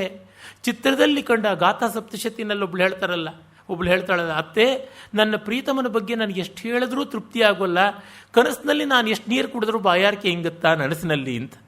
ಹೀಗೆ ಅವು ತೃಪ್ತಿ ಆಗೋದಿಲ್ಲ. ಹೇಗಾದರೂ ಮಾಡಿ ಆ ಮಾನುಷ ಸಖನ ಕೋರುವುದು, ಸ್ನೇಹಿತರು, ವಿಶ್ವಾಸಿಗಳು, ಆತ್ಮೀಯರು ಇರಬೇಕು ಅನಿಸುತ್ತದೆ. ಆಗ ನಮಗೆ ತುಂಬ ದೊಡ್ಡದಾಗಿ ಒದಗಿ ಬರತಕ್ಕಂಥದ್ದು ಈ ಮಹಾಕಾವ್ಯ. ಈ ಮಹಾಭಾರತದಂಥ, ರಾಮಾಯಣದಂಥ, ಹೋಮರ್ನ ಮಹಾಕಾವ್ಯಗಳು, ಇಲಿಯಡ್, ಒಡಿಸಿ ಅಂತ ಈ ಮಹಾಕೃತಿಗಳು, ನಮ್ಮ ಕಾಳಿದಾಸ, ಕುಮಾರವ್ಯಾಸ, ಇಂಥ ಕೃತಿಗಳು ನಮ್ಮ ಬದುಕಿಗೆ ತುಂಬ ಬೇಕಾಗುತ್ತವೆ. ಡಿ ವಿ ಜಿಯವರನ್ನ ಮತ್ತೆ ಮತ್ತೆ ನೆನೆಯುವ ಸಂತೋಷ ಆಗುತ್ತದೆ. ಯಾಕೆಂದರೆ ಅವರೊಂದು ಆಕಾಶವಾಣಿ ಭಾಷಣದಲ್ಲಿ ಹೇಳ್ತಾರೆ, ಒಬ್ಬ ದೇವದೂತ ಬಂದು ನಿನ್ನ ಈ ಮಾನುಷ ಜಗತ್ತಿನಿಂದ ದೂರ ಮಾಡಿಬಿಡ್ತೀನಿ, ಒಂದು ನಿರ್ಜನ ದ್ವೀಪದಲ್ಲಿ ನೀನು ಇರಬೇಕು ಅಂತಂದರೆ ನನ್ನ ಕೈ ತುಂಬುವಷ್ಟು ಪುಸ್ತಕ ತೆಗೆದುಕೋಬಹುದು. ಅಂದರೆ ಒಂದು ಕೈಯಿಂದ ನಾನು ರಾಮಾಯಣ ಮಹಾಭಾರತ ತೆಗೆದುಕೋತೀನಿ, ಅವಕಾಶವಿದ್ದರೆ ಮತ್ತೊಂದು ಕೈಯಿಂದ ಗ್ರೀಕ್ ಕಾವ್ಯ ನಾಟಕಗಳನ್ನು, ಶೇಕ್ಸ್ಪಿಯರ್ನ ತಗೋತೀನಿ ಅಂತಾನೆ. ಅದು ಅಂತ ಹೇಳ್ತಾ ಅವರು, ರಾಮಾಯಣ ಮಹಾಭಾರತಗಳೇ ಸಾಕು, ಅವೇ ಒಂದು ದೊಡ್ಡ ಜಗತ್ತಲ್ವಾ ಅಂತಾರೆ. ಈ ಭಾವ ನಮಗೆ ಬರಬೇಕಾಗುತ್ತದೆ. ನಿಜಕ್ಕೂ ಈ ವಿಪತ್ಕರವಾದ ಪರಿಸ್ಥಿತಿಯಲ್ಲಿ ನಾವು 4 ಗೋಡೆಗಳ ಮಧ್ಯೆ ಇದ್ದು ನಮ್ಮ ಅಂತರಂಗವನ್ನು ತುಂಬಿಕೊಳ್ಳೋದಕ್ಕೆ, ಈ ಜೀವಾಕರ್ಷಣೆಯನ್ನು ತೃಪ್ತಿಪಡಿಸ್ಕೊಳ್ಳೋದಕ್ಕೆ ಇಷ್ಟು ಭವ್ಯೋದಾರವಾದಂಥ ಮಹಾಕಾವ್ಯಗಳಿವೆಯಲ್ಲ. ನನಗೆ ಈ ಹಾಳೆಯನ್ನು ಮುಟ್ಟಿ ಹೇಳುವಾಗ ಅಷ್ಟು ಆತ್ಮವಿಶ್ವಾಸ, ಅಷ್ಟು ಆನಂದ ಉಂಟಾಗುತ್ತದೆ. ವ್ಯಾಸರನ್ನೇ ಸ್ಪರ್ಶ ಮಾಡಿದಷ್ಟು ಸಂತೋಷವಾಗುತ್ತದೆ.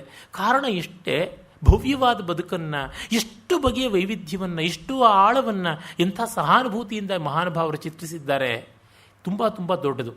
ಈ ನಮ್ಮ ಲಾಕ್ಡೌನ್ ಆದಂಥ ಆರಂಭದಲ್ಲಿ ದೂರದರ್ಶನದವರು ರಾಮಾಯಣ ಮಹಾಭಾರತ ಎಲ್ಲ ದೃಶ್ಯ ಧಾರಾವಾಹಿ ಮಾಲಿಕೆಗಳನ್ನೆಲ್ಲ ಹಾಕಿದ್ರು. ಅದು ಒಂದು ಬಹಳ ಒಳ್ಳೆಯ ಕೆಲಸವನ್ನು ಮಾಡಿದ್ರು.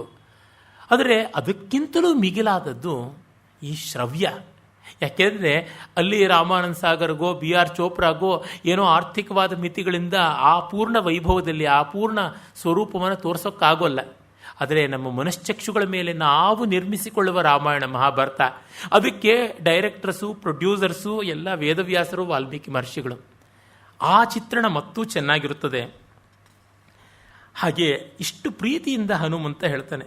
ಈ ಮಾತನ್ನು ಮಹರ್ಷಿಗಳು ಬರೀದೇ ಇದ್ದರೆ ನಮಗೆ ಇಲ್ಲಿರಬೇಕು ಅಂತ ಅನಿಸೋಲಿಲ್ಲ. ಇದು ಇದ್ದಿದ್ದರಿಂದ ಈ ಪ್ರಕರಣ ಎಷ್ಟು ದಿವ್ಯವಾಯಿತು ಅಂತ ಅನಿಸುತ್ತದೆ. ಅಂದರೆ ಅಲೌಕಿಕ ಅಂತ ಆಸೆ ಪಡೋರು ಇದನ್ನು ಕಾಣಬೇಕು. ಇಂಥ ಮೌಲ್ಯ ಇಷ್ಟು ಜೀವಕ್ಕಂಟಿದ್ದನ್ನು ನಾವು ಈ ಕಾಲದಲ್ಲಿ ಮರೆತು ಬಿಡ್ತಿದ್ದೀವಲ್ಲ. ನೋಡಿ, ಈಗ ಸೋಷಿಯಲ್ ಡಿಸ್ಟೆನ್ಸಿಂಗ್ ಅನಿವಾರ್ಯವಾಗಿ ಒಬ್ಬರನ್ನೊಬ್ಬರು ಕೈ ಕುಲುಕೋಕ್ಕಾಗ್ತಾ ಇಲ್ಲ, ಒಬ್ಬರನ್ನೊಬ್ಬರು ಅಪ್ಕೊಳ್ಳೋಕ್ಕಾಗ್ತಾ ಇಲ್ಲ. ಪಾಪ ಎಷ್ಟು ಕಷ್ಟವಲ್ವ. ಆಗ ನಾವು ಧೈರ್ಯ ತಂದುಕೊಳ್ಬೇಕಾದದ್ದು ಇಂಥದ್ದರ ಮೂಲಕವಾಗಿ ಭಾವಸ್ಪರ್ಶವನ್ನಾದರೂ ಮನಸ್ಪರ್ಶವನ್ನಾದರೂ ಸಾಧಿಸೋಣ. ರಾಮ ಹೇಳ್ತಾನಲ್ಲ, ವಾಹಿವಾತ ಯಥಕ್ಕಾಂತ ತಾನ್ ಸೃಷ್ಟ್ವಾ ಮಾಮೇಪಿ ಸ್ಪೃಶ. ಅದು ಗಾಳಿಯೇ ಬಂದು ಸೀತೆಯ ಮೇಲಿಂದ ಬೀಸಿ ನನ್ನ ಕಡೆಗೆ ಬಾ, ಸೀತಾ ಸ್ಪರ್ಶ ಆಯಿತು ಅಂತ ಅಂದ್ಕೋತೀನಿ. ಒಂದು ಕಡೆ ಚಂದ್ರೇ ದೃಷ್ಟಿ ಸಮಾಗಮ, ಸೀತೆ ಚಂದ್ರನ ನೋಡಿ ತಾನೂ ಚಂದ್ರನ ನೋಡಿದ್ರೆ ಚಂದ್ರನಲ್ಲಿ ದೃಷ್ಟಿ ಸಮಾಗಮವಾಯಿತು ಅಂತ. ಈ ಬಗೆಯ ಭಾವ ನಮಗೆ ತುಂಬ ಮುಖ್ಯವಾದದ್ದು. ಆಮೇಲೆ ತದಸ್ಮತ್ ದರ್ಶನಂ ವೀರ ಕೌಂತೇಯ ಮೋಘಮಸ್ತುತೆ. ನನ್ನನ್ನು ನೀನು ನೋಡಿದ್ದು ವ್ಯರ್ಥವಾಗದೇ ಇರಲಿ ಅಂತ ಕುಮಾರವ್ಯಾಸ ಒಂದು ಕಡೆ ದಿನವ ಬಂಜಯ ಮಾಡದಿರು ಅಂತ ಹೇಳ್ತಾನೆ. ದಿನ ಸಫಲವಾಗಬೇಕು. ಹಾಗೆ ಇಲ್ಲಿ ಕೂಡ ಒಬ್ಬರನ್ನ ಕಂಡದ್ದು ವ್ಯರ್ಥವಾಗಬಾರ್ದು. ಅಂದರೆ ಅವರೇನೋ ದುಡ್ಡು ಕಾಸು ಕೊಡಬೇಕು, ಕಿರೀಟ ಇಡಬೇಕು ಅಂತಲ್ಲ. ಒಂದು ಅಂತರಂಗಕ್ಕೆ ತೃಪ್ತಿ, ಒಂದು ಭಾವಕ್ಕೆ ಶ್ರೀಮಂತಿಕೆ ಬರಬೇಕು. ಹೇಗೋ ಹೊಟ್ಟೆ ಹೊರ್ಕೋತೀವಿ, ಏನಾದರೂ ಮಾಡ್ತೀವಿ, ಆದರೆ ಈ ಭಾವತೃಪ್ತಿ ಆಗದೇ ಇದ್ದರೆ ಅಷ್ಟು ಉಪವಾಸ ಅಂತ ಆಗಿಬಿಡ್ತದೆ. ಆಮೇಲೆ ಮತ್ತು ಹೇಳ್ತಾನೆ, ಭ್ರಾತೃತ್ವಂ ತ್ವಂ ಪುರಸ್ಕೃತ್ಯ ವರಂ ವರಯ ಭಾರತ. ನಮ್ಮಿಬ್ಬರಿಗೂ ಸಾಹೋದರ್ಯ ಉಂಟು. ನೀನೂ ವಾಯುನಂದನ, ನಾನೂ ವಾಯುನಂದನ. ಹಾಗಾಗಿ ಈ ಅಣ್ಣ ತಮ್ಮಂದರ ಪ್ರೀತಿಯಿಂದ ನಿನಗೇನಾದರೂ ಬೇಕಿದ್ದರೆ ಕೇಳು. ಯದಿತಾವನ್ ಮಯಾ ಕ್ಷುದ್ರ ಗತ್ವಾ ವಾರಣಸಾಹ್ವಯಂ ಧಾತ್ರಾಷ್ಟ್ರ ನಿಹಂತವ್ಯ ಯಾವದೇತತ್ ಕರೋಮ್ಯಹಂ. ಏನಾದರೂ ಹಸ್ತಿನಾವತಿಗೆ ಹೋಗ್ಬಿಟ್ಟು ನಿನ್ನ ಶತ್ರುಗಳನ್ನು ಕೊಂದು ಬರಬೇಕು ಅಂದರೆ ಕೊಂದು ಬರ್ತೀನಿ ಅಂತಾನೆ. ಇದಂದರೆ ಹನುಮಂತ ಆಡಬಲ್ಲ ಮಾತು. ಆ ಮಹಾನುಭಾವ, ಆ ನಿರ್ಮಮ ಸಾರ್ವಭೌಮ, ಆ ಸಂಗೀತ ರಸಿಕ, ಆ ರಾಮಾಯಣ ರತ್ನ, ಇಂಥ ದಿವ್ಯ ಪುರುಷ ಹನುಮಂತ ಎಷ್ಟು ಉದಾರವಾಗಿ ಹೇಳ್ತಾನೆ. ಅವನಿಗೆ ಇದು ನಿಜವಾಗಿ ಕಳಕಳಿಯಿಂದ ಬಂದ ಮಾತು. ಆ ಸ್ವಾಮಿ ಹನುಮಂತ ಅವನನ್ನ ಕಪಿ ಅಂತ ಬಹಿರಂಗಕ್ಕೆ ಹೇಳ್ತಾರೆ, ಅಂತರಂಗದಲ್ಲಿ ಸುಂದರ ಮಹನೀಯವಾದ ಮೂರ್ತಿ. ಅವನಷ್ಟು ಭಾವ ಸೌಂದರ್ಯ ಯಾರಿಗಿದೆ? ಸೀತೆಯನ್ನು ಅವನು ನೋಡಿ, ಅಮ್ಮ ನನ್ನ ಹೆಗಲ ಮೇಲೆ ಕೂತ್ಕೊಂಡು ಬಂದ್ಬಿಡು, ನಿನ್ನ ಸಂಕಟ ನೋಡ್ಲಾರೆ ರಾಮನ ಹತ್ರಕ್ಕೆ ತಲುಪಿಸ್ತೀನಿ ಅಂತಾನೆ. ಅಷ್ಟು ಅಂತಃಕರಣ ಆತನಿಗೆ. ಬ್ರಹ್ಮಚಾರಿ, ಭವಬಂಧನವೇ ಇಲ್ಲದ ವ್ಯಕ್ತಿ. ಸುಗ್ರೀವನ ಹತ್ರ ಕೆಲಸಕ್ಕಿದ್ದನ, ಏನು ಪ್ರಾವಿಡೆಂಟ್ ಫಂಡೇ, ಗ್ರಾಚ್ಯುಟಿನೇ, ಪರ್ಕ್ಸೆ, ಇನ್ಕ್ರಿಮೆಂಟೇ ಯಾವುದಿತ್ತು ಆತನಿಗೆ? ಇವನಿಗಿಂತ ಎಷ್ಟೋ ರೀತಿಯಲ್ಲಿ ಹೀನನಾದವನು ಸುಗ್ರೀವ. ಆದರೆ ಒಳ್ಳೆಯವನು ಅನ್ನೋ ಒಂದು ಕಾರಣಕ್ಕಿದ್ದ. ಈ ಸುಗ್ರೀವನ ಜೊತೆ ಹನುಮಂತ ಇದ್ದ ರೀತಿ ಪಾಂಡವರ ಜೊತೆ ಶ್ರೀಕೃಷ್ಣ ಇದ್ದ ಹಾಗೇನೆ, ಬೇರೆ ವ್ಯತ್ಯಾಸವಿಲ್ಲ. ಒಳ್ಳೆಯವರಾದ್ದರಿಂದ ನಮ್ಮ ಜೊತೆ ಇರುವ ಒಳ್ಳೆಯವರು ಬೀಳೋ ಹಾಳೋ, ಬಡವರೋ ಅಲ್ಲವೋ, ಸುರೂಪಿಗಳೋ ಕುರೂಪಿಗಳೋ, ಆ ಒಳ್ಳೆಯತನದ ಅಂಶ ಇಟ್ಟುಕೊಂಡು ಮಿಕ್ಕದ್ದನ್ನು ನುಂಗಿಕೊಳ್ಳಬೇಕು. ಮತ್ತು ಆ ಒಳ್ಳೆಯತನವೂ ಪರಿಪೂರ್ಣವಾಗಿರೋಲ್ಲ, ಮಿಕ್ಕ ಕಡೆ ಕಾಣದೇ ಇದ್ದಾಗ ಇದನ್ನಷ್ಟಕ್ಕೆ ಆಧರಿಸಬೇಕಲ್ವಾ? ಹಾಗೆ ನಿಂತ ರಾಮನಿಗೂ ಸುಗ್ರೀವನಿಗೂ ಸಖ್ಯ ಸೇತುವಾದ ಈ ಮಹಾನುಭಾವ ಆತ. ಆಮೇಲೆ ರಾಮ ವಿಜಯ ವಾರ್ತೆ, ರಾವಣ ಮೃತಿವಾರ್ತೆಯನ್ನು ಸೀತೆಗೆ ಹೇಳುವಾಗ ಆಕೆ ಏನು ವರ ಬೇಕು ಅಂತ ಕೇಳ್ತಾಳೆ. ಸೀತೆ ವರ ಕೇಳಿದಾಗ, ಅಮ್ಮ ನಿನ್ನನ್ನು ತುಂಬ ಹಿಂಸೆ ಮಾಡಿದ ರಾಕ್ಷಸರನ್ನೆಲ್ಲ ಒಂದು ಕೈ ನೋಡ್ಕೋತೀನಿ ಅಂತಾನೆ.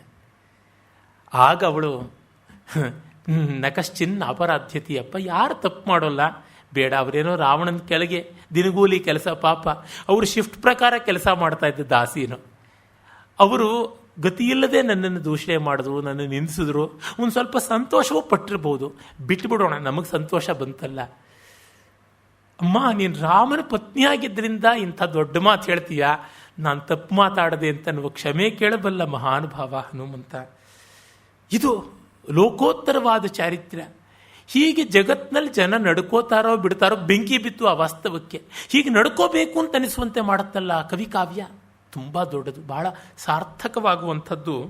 ಇಲ್ಲಿ ಆತ ಕೇಳ್ತಾನೆ, ಇದು ಅಂತಃಕರಣ ಅಂತಂದರೆ ನಾನೊಂದು ಕೈ ನೋಡ್ಕೊಳ್ಳ ಅವರನ್ನ ಅಂತಂದಾಗ, ಶಿಲೆಯಾ ನಗರಂ ವಾತನ್ ಮರ್ತಿತವ್ಯಂ ಮಯಾ ಇದೆ ಯಾವದದ್ಯ ಕರೋಮ್ಯೇತತ್ ಕರ್ಮ ತವ ಮಹಾಬಲ ಕಾಮಂ ತವ ಮಹಾಬಲ.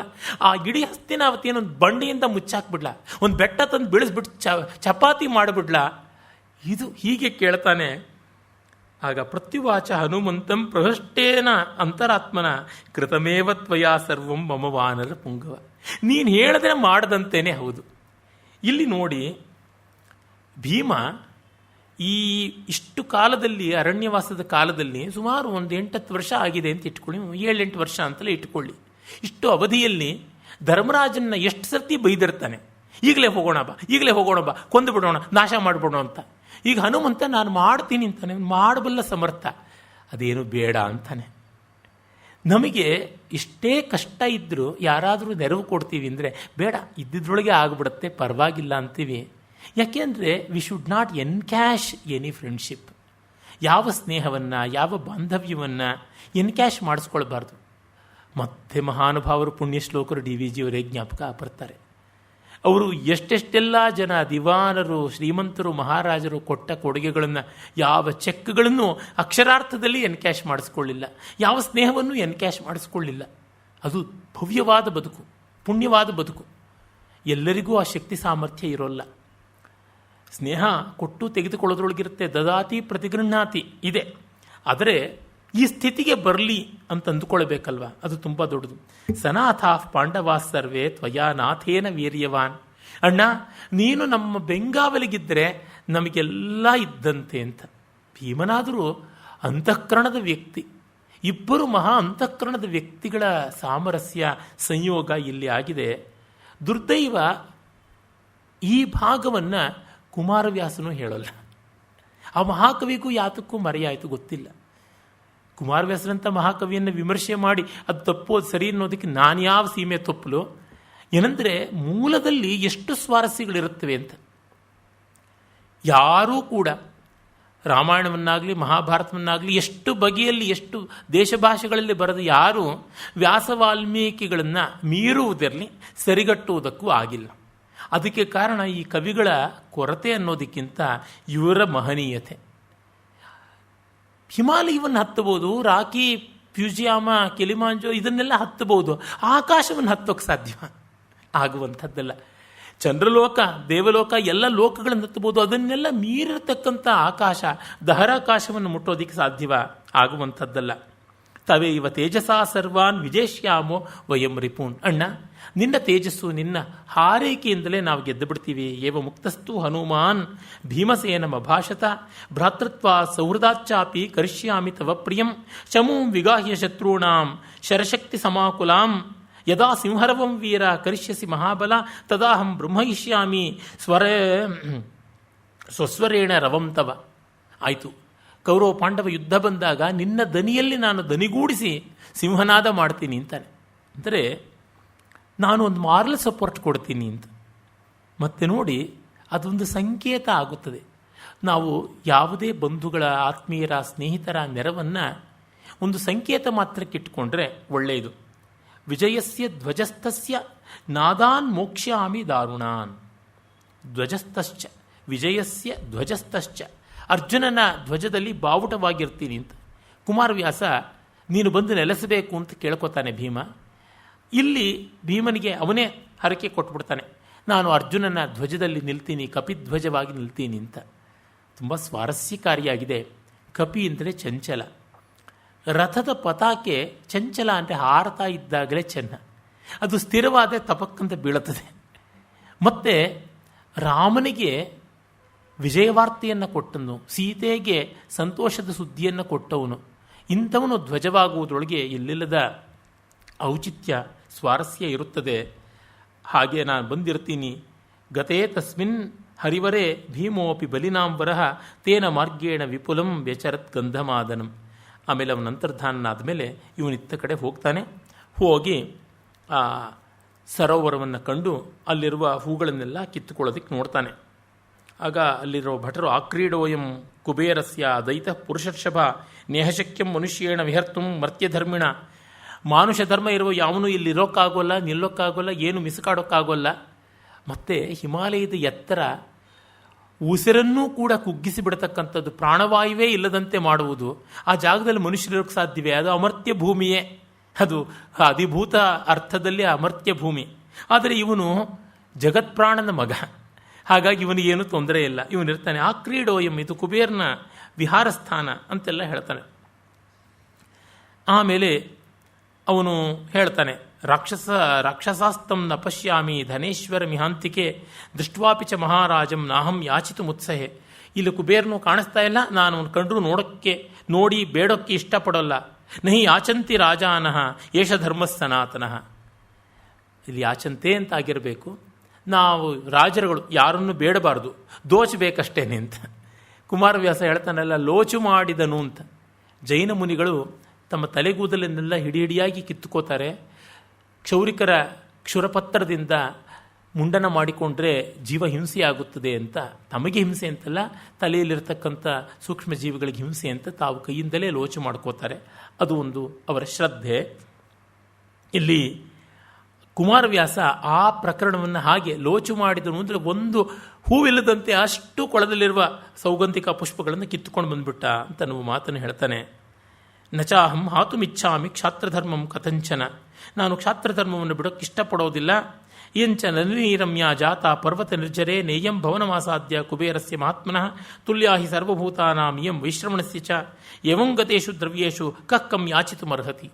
ಈ ಥರ ಸಂಪತ್ ಸಿಕ್ಕರವಾಗಿ ಯಾರು ಬೇಡಬೇಕು, ಕಿತ್ಕೊಂಡು ಹೋಗ್ತೀನಿ ಅಂತ ಹೇಳಿ ಅವ್ರು ಎಷ್ಟು ಬೇಡ ಪ್ರತಿಷಿದ್ಧ ಅಂತಂದ್ರೂ ಕೂಡ ಕದರ್ಥೀಕೃತ್ಯತು ಸ ತಾನ್ ರಾಕ್ಷಸಾನ್ ಭೀಮವಿಕ್ರಮ ವ್ಯಗಾಹತ ಮಹಾತೇಜಾ ತೇತಂ ಸರ್ವೇ ನ್ಯವಾರಯನ್.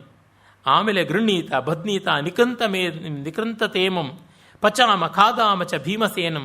ಹಿಡ್ಕೊಳ್ಳಿ, ಕಟ್ಟಾಕಿ, ಕತ್ತರಿಸಿ, ಸೀಳಿ, ಬೇಯಿಸಿ ತಿನ್ನೋಣ, ಎಲ್ಲ ಪ್ರೊಸೆಸ್ಸು ಹೇಳ್ಬಿಟ್ಟಿದ್ದಾನೆ.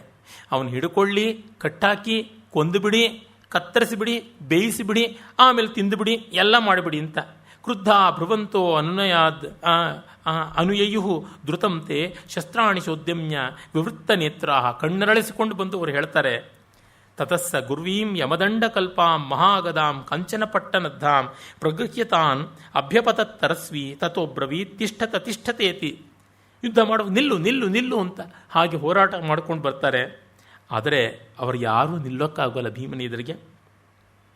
ತತಸ್ತುತೆ ಕ್ರೋಧವಶ ಸಮೇತ್ಯ ಧನೇಶ್ವರಂ ಭೀಮಬಲಂ ಪ್ರಣುನ್ನಾಹ. ಹೊಡೆಸಿಕೊಂಡು ಹಣ್ಣುಗಾಯಿ ನೀರುಗಾಯಾಗಿ ಕುಬೇರನ ಹೋಗಿ ಕೇಳ್ಕೋತಾರೆ. ಆಗ ಕುಬೇರ ತೇಷಾಂ ವಚಸ್ತು ನಿಶಮ್ಯ ದೇವ ಪ್ರಹಸ್ಯ ರಾಕ್ಷಾಂಸಿ ತಥೋಭ್ಯುವಾಚ. ನಕ್ಕು ಬಿಟ್ಟು ಹೇಳ್ತಾನೆ, ಅಯ್ಯೋ ಅವಿವೇಕಿಗಳೇ, ಯಾಕೆ ಹೀಗಂತೀರಾ? ಗೃಹ್ಣಾತು ಭೀಮೋ ಜಲಜಾನಿ ಕಾಮಂ ಕೃಷ್ಣಾ ನಿಮಿತ್ತಂ ವಿದಿತಂ ಮೈತತೆ. ಅವನು ಹೆಂಡತಿಗೊಂದು ಹೂವು ಕೊಡಕ್ಕೆ ಬಂದಿದ್ದಾನೆ, ನೀವು ಯಾತಕ್ಕೆ ಮಧ್ಯದಲ್ಲಿ?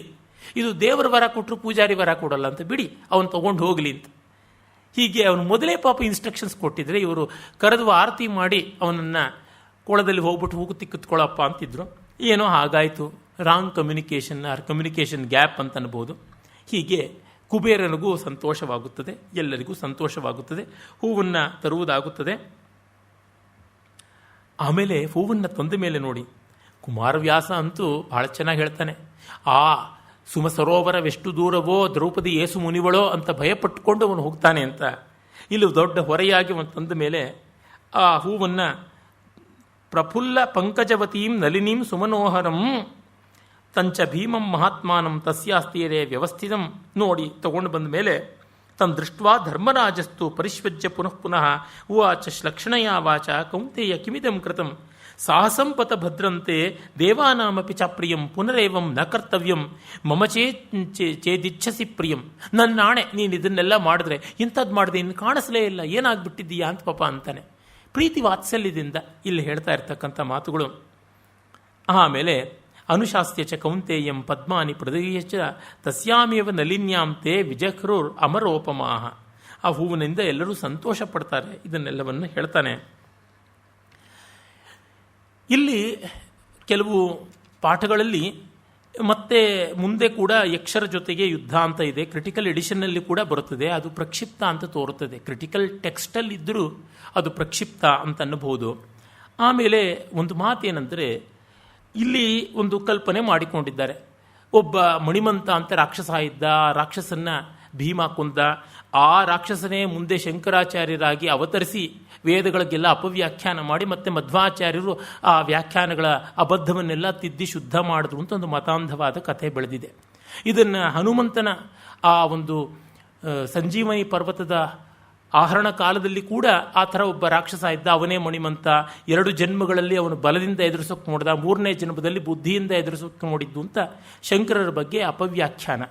ಯಾವಾಗ ಒಂದು ತತ್ವವನ್ನು ಪ್ರಾಂಜಲವಾದ ವಿಚಾರದಿಂದ, ಪ್ರಾಮಾಣಿಕವಾದ ಅನುಭವನಿಷ್ಠವಾದ ಪೂರ್ಣ ತರ್ಕದಿಂದ ಎದುರಿಸೋಕ್ಕಾಗಲ್ವೋ ಆಗ ಈ ತರಹ ಕೆಸರೆರಚುವಂಥದ್ದು ಬರುತ್ತದೆ. ಅದು ಯಾವ ಮತ ಮಾಡಿದ್ರೂ ತಪ್ಪು. ಶಾಂಕರರು ಮಾಡಿದ್ರು ತಪ್ಪು, ಮಾಧ್ವರು ಮಾಡಿದ್ರು ತಪ್ಪು, ಬೌದ್ಧರು ಮಾಡಿದ್ರು ತಪ್ಪು, ಜೈನರು ಮಾಡಿದ್ರು ತಪ್ಪು, ಕ್ರೈಸ್ತ ಇಸ್ಲಾಂ ಮೊದಲಾದರೂ ಯಾರು ಮಾಡಿದ್ರೂ ತಪ್ಪಾಗುತ್ತದೆ. ಬೇಕಾದಷ್ಟು ಇದು ಕಾಡು ಕಗ್ಗ ಹರಿದಿದೆ. ನಾನು ಇದನ್ನೆಲ್ಲ ರಿಲಿಜಿಯಸ್ ಪೋರ್ನೋಗ್ರಫಿ ಅಂತ ಕರಿತಾ ಇರ್ತೀನಿ. ಮತೀಯವಾದ ನೀಲಿ ಚಿತ್ರಗಳು ಅಂತ ಅನ್ನಬಹುದು. ಉದಾಹರಣೆಗೆ ಪದ್ಮಪುರಾಣದಲ್ಲಿ ಶಂಕರನ ಬೈದಂಥ ಶ್ಲೋಕಗಳನ್ನು ಸೇರಿಸಿದ್ದಾರೆ ಶಂಕರರಿಗಾಗದೇ ಇದ್ದವರು. ಸೇರಿಗೆ ಸವ್ವಾ ಸೇರು ಅಂತ ಮಧ್ವರಿಗೆ ಆಗದೇ ಇದ್ದಂಥವರು ಮಧ್ವಾಚಾರ್ಯರ ಬೈಗಳಿರ್ತಕ್ಕಂಥ ಭಾಗಗಳನ್ನು ಕೂರ್ಮ ಪುರಾಣದಲ್ಲಿ, ಸ್ಕಾಂದ ಪುರಾಣದಲ್ಲಿ, ಸೌರ ಪುರಾಣದಲ್ಲಿ ಎಲ್ಲ ಸೇರಿಸಿದ್ದಾರೆ. ಇದು ಪ್ರಯೋಜನಕ್ಕಿಲ್ಲದೆ ಇರೋದು, ಶುದ್ಧವಾದ ವಿಚಾರದಿಂದ ಮಾಡಬೇಕಾದದ್ದು.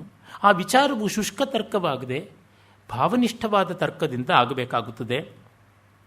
ಮಧ್ವತಂತ್ರ ಮುಖಮರ್ದನದಲ್ಲಿ ಅಪ್ಪಯ್ಯ ದೀಕ್ಷಿತರು ಮತ್ತು ಶಂಕರ ಭಾಷ್ಯ ವಿಮರ್ಶ ಅಂತ ಒಂದು ಗ್ರಂಥದಲ್ಲಿ ಬೆಲ್ಲಂಕೊಂಡ ರಾಮರಾಯ ಕವಿಗಳು ಇವರೆಲ್ಲ ಈ ಥರದ ಪುರಾಣ ಭಾಗಗಳನ್ನೆಲ್ಲ ಉಲ್ಲೇಖ ಮಾಡ್ತಾರೆ. ಇಂಥ ಪ್ರಮಾಣಾಭಾಸಗಳನ್ನು ಇಟ್ಟುಕೊಂಡು ಏನು ಮಾಡೋದು? ಅವುಗಳೆಲ್ಲ ನಿಷ್ಪ್ರಯೋಜನವಾದದ್ದು ಮತ್ತು ಸಮಾಜದ ಸ್ವಾಸ್ಥ್ಯವನ್ನು ಕದಡತಕ್ಕಂಥವು. ಯಾರೂ ಯಾವುದೇ ರೀತಿಯಲ್ಲಿ ಪ್ರವರ್ತಿಸಬಾರದು. ತಮ್ಮ ತಮ್ಮ ಮತದ ಮೇಲ್ಮೆಯನ್ನು ಹೇಳ್ಕೊಳ್ಳೋದಕ್ಕೆ ಇನ್ನೊಬ್ಬರನ್ನು ದೂಷಿಸಲೇಬೇಕು ಅಂತ ಏನೂ ಇಲ್ಲ. ಮತ್ತು ಇದು ಸಾಪೇಕ್ಷವಾದದ್ದು, ಅಂತರನುಭವ ನಿಷ್ಠವಾದಂಥದ್ದು, ಸಾರ್ವತ್ರಿಕ ಅನುಭವಕ್ಕೆ ನಿಲುಕುವಂಥದ್ದು ಅಲ್ಲ. ಇವುಗಳು ರಾಮಾಯಣ ಮಹಾಭಾರತಗಳಂಥವನ್ನು ಪೊಲ್ಯೂಟ್ ಮಾಡಿಬಿಟ್ಟಿವೆ. ಮತ್ತು ಅದನ್ನೇ ದೊಡ್ಡದು ಅಂತ ಭಾವಿಸಿಕೊಂಡು ಭ್ರಮಿಸಿಕೊಂಡು ಮತಾಂಧರು ಮತ್ತು ಮತಮುಗ್ಧರೂ ಕೂಡ ಕೇಳುವುದಾಗಿದೆ. ಇದು ತುಂಬ ತಪ್ಪು. ಇವುಗಳನ್ನು ಪ್ರಸ್ತಾವ ಮಾಡುವುದು ಇಲ್ಲಿಗೆ ಅಷ್ಟು ಯುಕ್ತವಲ್ಲ. ಆದರೆ ಹಲವರು ಎಷ್ಟೋ ಬಾರಿ ಈ ಥರದನ್ನು ಪ್ರಶ್ನೆ ಎತ್ತುವ ಕಾರಣದಿಂದ ತಿಳಿಸಬೇಕಾಯಿತಷ್ಟೇ. ಬೇಕಿಲ್ಲದ್ದು ಇವೆಲ್ಲ ಮೂಲದಲ್ಲಿ ಇಲ್ಲವೂ ಇಲ್ಲ, ಮತ್ತು ಬಂದದ್ದು ಸರಿಯಾಗೂ ಇಲ್ಲ. ಪ್ರಕ್ಷೇಪಗಳು ಕೆಲವೊಮ್ಮೆ ಪ್ರಕ್ಷೇಪ ತುಂಬ ಚೆನ್ನಾಗಿರುತ್ತದೆ. ಉದಾಹರಣೆಗೆ ಅಕ್ಷಯಾಂಬರ, ಅಕ್ಷಯ ಪಾತ್ರ ಪ್ರಕರಣ, ಇಂಥ ಪ್ರಕ್ಷೇಪಗಳೆಲ್ಲ ಬಹಳ ಸುಂದರವಾದದ್ದು. ಅಲ್ಲಿ ಯಾವುದೇ ವಿಧವಾದ ಮೂದಲಿಗೆ ನೀಚತೆಗೆ ಅವಕಾಶ ಇಲ್ಲ. ಆ ಥರದ್ದು ಬಂಕಿಂಚಂದ್ರ ಚಟ್ಟೋಪಾಧ್ಯಾಯರು ಶ್ರೀಕೃಷ್ಣ ಚರಿತ್ರದಲ್ಲಿ ಹೇಳ್ತಾರೆ, ಮೊದಲನೇ ಸ್ತರದ ಮಹಾಕವಿ ಋಷಿಕವಿ ಬರೆದದ್ದು, ಆಮೇಲೆ ಎರಡನೇ ಸ್ತರದ ಒಬ್ಬ ಸತ್ಕವಿ ಬರೆದದ್ದು, ಮೂರನೇ ಸ್ತರದಲ್ಲಿ ದುಷ್ಕವಿಗಳು ಬರೆದದ್ದು ಅಂತ. ಈ ರೀತಿಯಲ್ಲಿ ಎರಡು ಬಗೆಯ ಪ್ರಕ್ಷೇಪಗಳಿವೆ. ಪ್ರತಿಭಾಶಾಲಿಯಾದ ಸದಿಚ್ಛೆಯ ಕವಿಗಳು ಕೆಲವರು ಪ್ರಕ್ಷೇಪ ಮಾಡಿದ್ದಾರೆ, ಪ್ರತಿಭೆ ಇಲ್ಲದ ದುರಿಚ್ಛೆಯ ಕೆಲವು ದುಷ್ಕವಿಗಳು ಕವಿಬ್ರೂರು ಮಾಡಿರ್ತಾರೆ ಅಂತ. ಆ ಥರದ್ದಕ್ಕೆ ಇವೆಲ್ಲ ಸೇರಿಕೊಳ್ತಕ್ಕಂಥದ್ದಾಗಿದೆ. ಆಮೇಲೆ ಮತ್ತೊಂದು ರಾಕ್ಷಸನ ವಧೆ, ಜಟಾಸುರ ವಧೆ ಅಂತ ಬರುತ್ತದೆ. ಅದು ಅಂಥ ಸ್ವಾರಸ್ಯವಿಲ್ಲದ್ದು. ಭೀಮನು ಇಲ್ಲದೇ ಇದ್ದಾಗ ಪಾಂಡವರನ್ನು, ಧರ್ಮರಾಜನನ್ನು, ದ್ರೌಪದಿಯನ್ನು ಎಲ್ಲ ಜಟಾಸುರ ಒಬ್ಬ ಬ್ರಾಹ್ಮಣ ವೇಷದಲ್ಲಿ ಬಂದು ವಂಚಿಸಿ ಹೊತ್ತುಕೊಂಡು ಹೋಗ್ತಾನೆ. ಕಡೆಗೆ ಭೀಮ ಅವನಿಗೆ ತಕ್ಕ ಶಾಸ್ತಿಯನ್ನು ಮಾಡಿ ಕೊಲ್ತಾನೆ ಅನ್ನುವಂಥ ಮಾತು ಬರ್ತದೆ. ಹೀಗೆ ಕೆಲವು ಈ ರೀತಿಯಾದ ಅಷ್ಟು ಸ್ವಾರಸ್ಯಕಾರಿಯಾಗದ ಘಟನೆಗಳು ಇರುತ್ತವೆ. ಅದಕ್ಕೆ ನಾವೇನು ಯೋಚನೆ ಮಾಡಬೇಕಾಗಿಲ್ಲ. ಅವುಗಳ ಬಗೆಗೆ ಹೆಚ್ಚು ಗಮನ ಕೊಡದೇ ಇದ್ದರೆ ಆಯಿತು. ಆಮೇಲೆ ಅದಾದ ಮೇಲೆ ನಾವು ತುಂಬ ಸುಂದರವಾದ ಒಂದು ಭಾಗಕ್ಕೆ ಬರ್ತೀವಿ. ಆ ಭಾಗವು ಅರ್ಜುನ ಆಗಮಿಸ್ತಕ್ಕಂಥ ಭಾಗ. ಅರ್ಜುನ 5 ವರ್ಷಗಳಿಂದ, ಕೆಲವು ಆಕಾರಗಳ ಪ್ರಕಾರ 7 ವರ್ಷಗಳವರೆಗೆ ಅವನು ಬರದೇ ಇದ್ದ ಅಂತ. 2 ವರ್ಷ ಇಂದ್ರಕೀಲದಲ್ಲಿ ತಪಸ್ಸು ಮಾಡಿದ, 5 ವರ್ಷ ದೇವಲೋಕದಲ್ಲಿ ಇದ್ದ ಅಂತ. ಇನ್ನು ಕೆಲವರು ಒಟ್ಟು 5 ವರ್ಷ ಅಂತ, ಪ್ರಾಯಶಃ 7 ವರ್ಷ ಇರಬಹುದು ಅಂತ ಅನ್ನಬಹುದು. ಈ ತಿಥಿವಾರ ನಕ್ಷತ್ರಗಳು ಮುಖ್ಯವಲ್ಲ. ಕೆಲವರು ಅರ್ಜುನ ಹೀಗೆ ದೇವಲೋಕಕ್ಕೆ ಹೋಗಿದ್ದು ಅವನು ವನವಾಸ ಮಾಡದಂತೆ ಆಗಲಿಲ್ವಲ್ಲ, ಈ ವಿಷಯವನ್ನಿಟ್ಟುಕೊಂಡು ದುರ್ಯೋಧನ ಇವರ ವನವಾಸವನ್ನು ಸರಿಯಾಗಿ ಮಾಡಿಲ್ಲ ಅಂತ ಮತ್ತೆ ಅವರನ್ನ ವನವಾಸಕ್ಕೆ ತಳ್ಳುವಂತೆ ಆಗಬಹುದಲ್ವಾ ಅಂತ ಪ್ರಶ್ನೆ ಕೇಳಿದರು. ದುರ್ಯೋಧನಿಗೆ ಈ ಆಲೋಚನೆ ಬರಲಿಲ್ಲ ಅಷ್ಟೇ. ಅದು ಒಳ್ಳೆಯದು. ನಿಮಗೆ ಬಂತು, ಈಗ ದುರ್ಯೋಧನ ಪ್ರೇತವೋ ಎಲ್ಲಿಯೋ ಇದ್ದರೆ ಆವಾಹನೆ ಮಾಡಿಬಿಟ್ಟು ಅದಕ್ಕೆ ಉಪದೇಶ ಮಾಡಿ ತನ್ನ ಮೂಲಕವಾಗಿ ಮತ್ತೆ ಅದು ಬುದ್ಧಿ ಕೆಡಿಸ್ಕೊಳ್ಳುವಂತೆ ಆಗಲಿ ಅಂತ ಅನ್ನಬಹುದು. ಕಾವ್ಯದಲ್ಲಿ ಇದೆಲ್ಲ ನೋಡಬೇಕಾಗಿದ್ದು. ಅವರು ಯಾವ ತಿಥಿ ಹೊರಟರು, ಯಾವ ತಿಥಿ ಮುಟ್ಟಿದ್ರು, ಯಾವ ತಿಥಿಗೆ ವಾಪಸ್ ಬಂದರು, ಈ ತಿಥಿಗಳನ್ನು, ಪಿಂಡಗಳನ್ನು, ಶ್ರಾದ್ದಗಳನ್ನು ಇಟ್ಟುಕೊಂಡು ಮಾಡುವುದೇನಿದೆ? 12 ವರ್ಷವೋ 1 ವರ್ಷವೋ ಅದು ಅಲ್ಲ ಮುಖ್ಯ. ಅದಕ್ಕೆ ಧರ್ಮಶಾಸ್ತ್ರದಲ್ಲಿ ಏನೇನೋ ಆಧಾರಗಳನ್ನು ಕೊಡೋದುಂಟು. ಕೃತಯುಗದಲ್ಲಿ 15 ವರ್ಷಗಳ ಕಾಲ ಒಂದು ಆಸ್ತಿ ಪಾಸ್ತಿ ವ್ಯವಹಾರಗಳಿಂದ ದೂರ ಇದ್ದರೆ ಅವು ಲುಪ್ತವಾಗುತ್ತವೆ ಅಂತ. ಇನ್ನು ತ್ರೇತಾಯುಗದಲ್ಲಿ 14 ವರ್ಷ ಅಂತ. ದ್ವಾಪರ ಯುಗದಲ್ಲಿ 13 ವರ್ಷ, ಅದಕ್ಕಾಗಿ 12 ವರ್ಷ ವನವಾಸ, 1 ವರ್ಷ ಅಜ್ಞಾತವಾಸ ಅಂತ. ಇನ್ನು ಕಲಿಯುಗದಲ್ಲಿ 12 ವರ್ಷ ಆದಮೇಲೆ ಪ್ರಾಪರ್ಟಿ ರೈಟ್ ಸೀಸ್ ಆಗಿಬಿಡುತ್ತೆ. ಇದು ಗೊತ್ತಿದ್ದೇ ಕೈಕೇಯಿ ದುರ್ಯೋಧನರೆಲ್ಲ ಅಷ್ಟಷ್ಟು ವರ್ಷ ಲೆಕ್ಕ ಹಾಕಿ ಕಳಿಸಿದ್ದು ಅಂತ. ಅದಕ್ಕೆ ಎಲ್ಲಿಯೂ ತುಂಬ ದೊಡ್ಡ ಆಧಾರಗಳು ಸಿಗೋಲ್ಲ. ಮತ್ತು ಸಿಕ್ಕರೂ ಏನು ನಷ್ಟವಿಲ್ಲ. ಯಾವುದು ಸಿಕ್ಕಿದ್ರೂ ಲಾಭವಿಲ್ಲ, ಸಿಕ್ಕದೇ ಇದ್ರೂ ನಷ್ಟವಿಲ್ವೋ ಅವುಗಳ ಬಗೆಗೆ ತಲೆ ಕೆಡಿಸಿಕೊಳ್ಳಬೇಕಾಗಿಲ್ಲ. ಮತ್ತು ಇಲ್ಲಿರುವುದು ಭಾವಸತ್ಯವೇ ಹೊರತು ಭವಸತ್ಯವಲ್ಲ. ಅದನ್ನು ನಾವು ಮತ್ತೆ ಮತ್ತೆ ಗಮನದಲ್ಲಿ ಇಟ್ಟುಕೊಳ್ಳಬೇಕು. ಆಮೇಲೆ ಈ ಥರದ ಪ್ರಶ್ನೆಗಳನ್ನೆಲ್ಲ ತಾಳಮದ್ದಲೇ ಅರ್ಥಧಾರಿಗಳು ಪ್ರಶ್ನೆ ಕೇಳಿ ಎದುರಾಳಿನ ಪೇಚೆಗೆ ಒಳಪಡಿಸೋದು, ಅದನ್ನು ಕಂಡು ರಸಿಕ ಪ್ರೇಕ್ಷಕರು ಆಸ್ವಾದ ಮಾಡಿ ಆನಂದಿಸುವುದು ಇಂಥದ್ದಿರುತ್ತದೆ. ಇದೊಂದು ಅಗ್ಗದ ಚಮತ್ಕಾರವೇ, ಆದರೆ ಅಗ್ಗದ್ದು. ಅದನ್ನು ಒಪ್ಪಿಕೊಳ್ಳುವ, ಆಸ್ವಾದಿಸುವ, ಉತ್ತೇಜಿಸುವ, ಪ್ರೇರಿಸುವ ಮನಸ್ಸು ಇದ್ದವರು ಇದ್ದುಕೊಂಡು ಹೋಗ್ಲಿ. ತೇ ತತ್ರ ಸಂತು ನ ವಯಂ ಅತ್ರ, ಅಷ್ಟೇನೆ, ನ ವಯಂ ತತ್ರ ಅಂತನ್ನಬೇಕು. ಇಲ್ಲಿ ಅರ್ಜುನ ದೇವಕಾರ್ಯಕ್ಕಾಗಿ ಹೋಗಿದ್ದು, ಅವನು ಹಾಗೆ ಹೋಗಿದ್ದು ಹೋಗಲಿಲ್ಲ ಅನ್ನುವುದು ಇತ್ಯಾದಿಗಳನ್ನು ಕಟ್ಟಿಕೊಂಡು ನಾವೇನು ಮಾಡಬೇಕಾಗಿಲ್ಲ. ದುರ್ಯೋಧನ ಗೊತ್ತಾಗಲಿಲ್ವೋ, ಗೊತ್ತಾಯಿತು, ಆದರೂ ಅವನು ಸುಮ್ಮನೆ ಇದ್ದ ಅಂತಂದರೆ ಇನ್ಯಾವುದೋ ದೈವದಿಂದ ಸುಮ್ಮನೆ ಇದ್ದ ಅನ್ನಬೇಕು, ಅಥವಾ ಇದು ರೂಲ್ಸ್ ವಿರುದ್ಧ ಅಲ್ಲ, it is part of the game ಅಂತ ಅಂದುಕೊಂಡನು ಏನೋ. ಅಷ್ಟಕ್ಕೆ ಬಿಡೋಣ. ಅವನು ಬರ್ತಾನೆ, ಪಾಂಡವರಿಗೆ ತುಂಬ ಆತ್ಮೀಯವಾದ ಸಂಭ್ರಮದ ಸನ್ನಿವೇಶ, ಆತ್ಮೀಯವಾದ ಸ್ವಾಗತವನ್ನು ಕೊಡ್ತಾರೆ.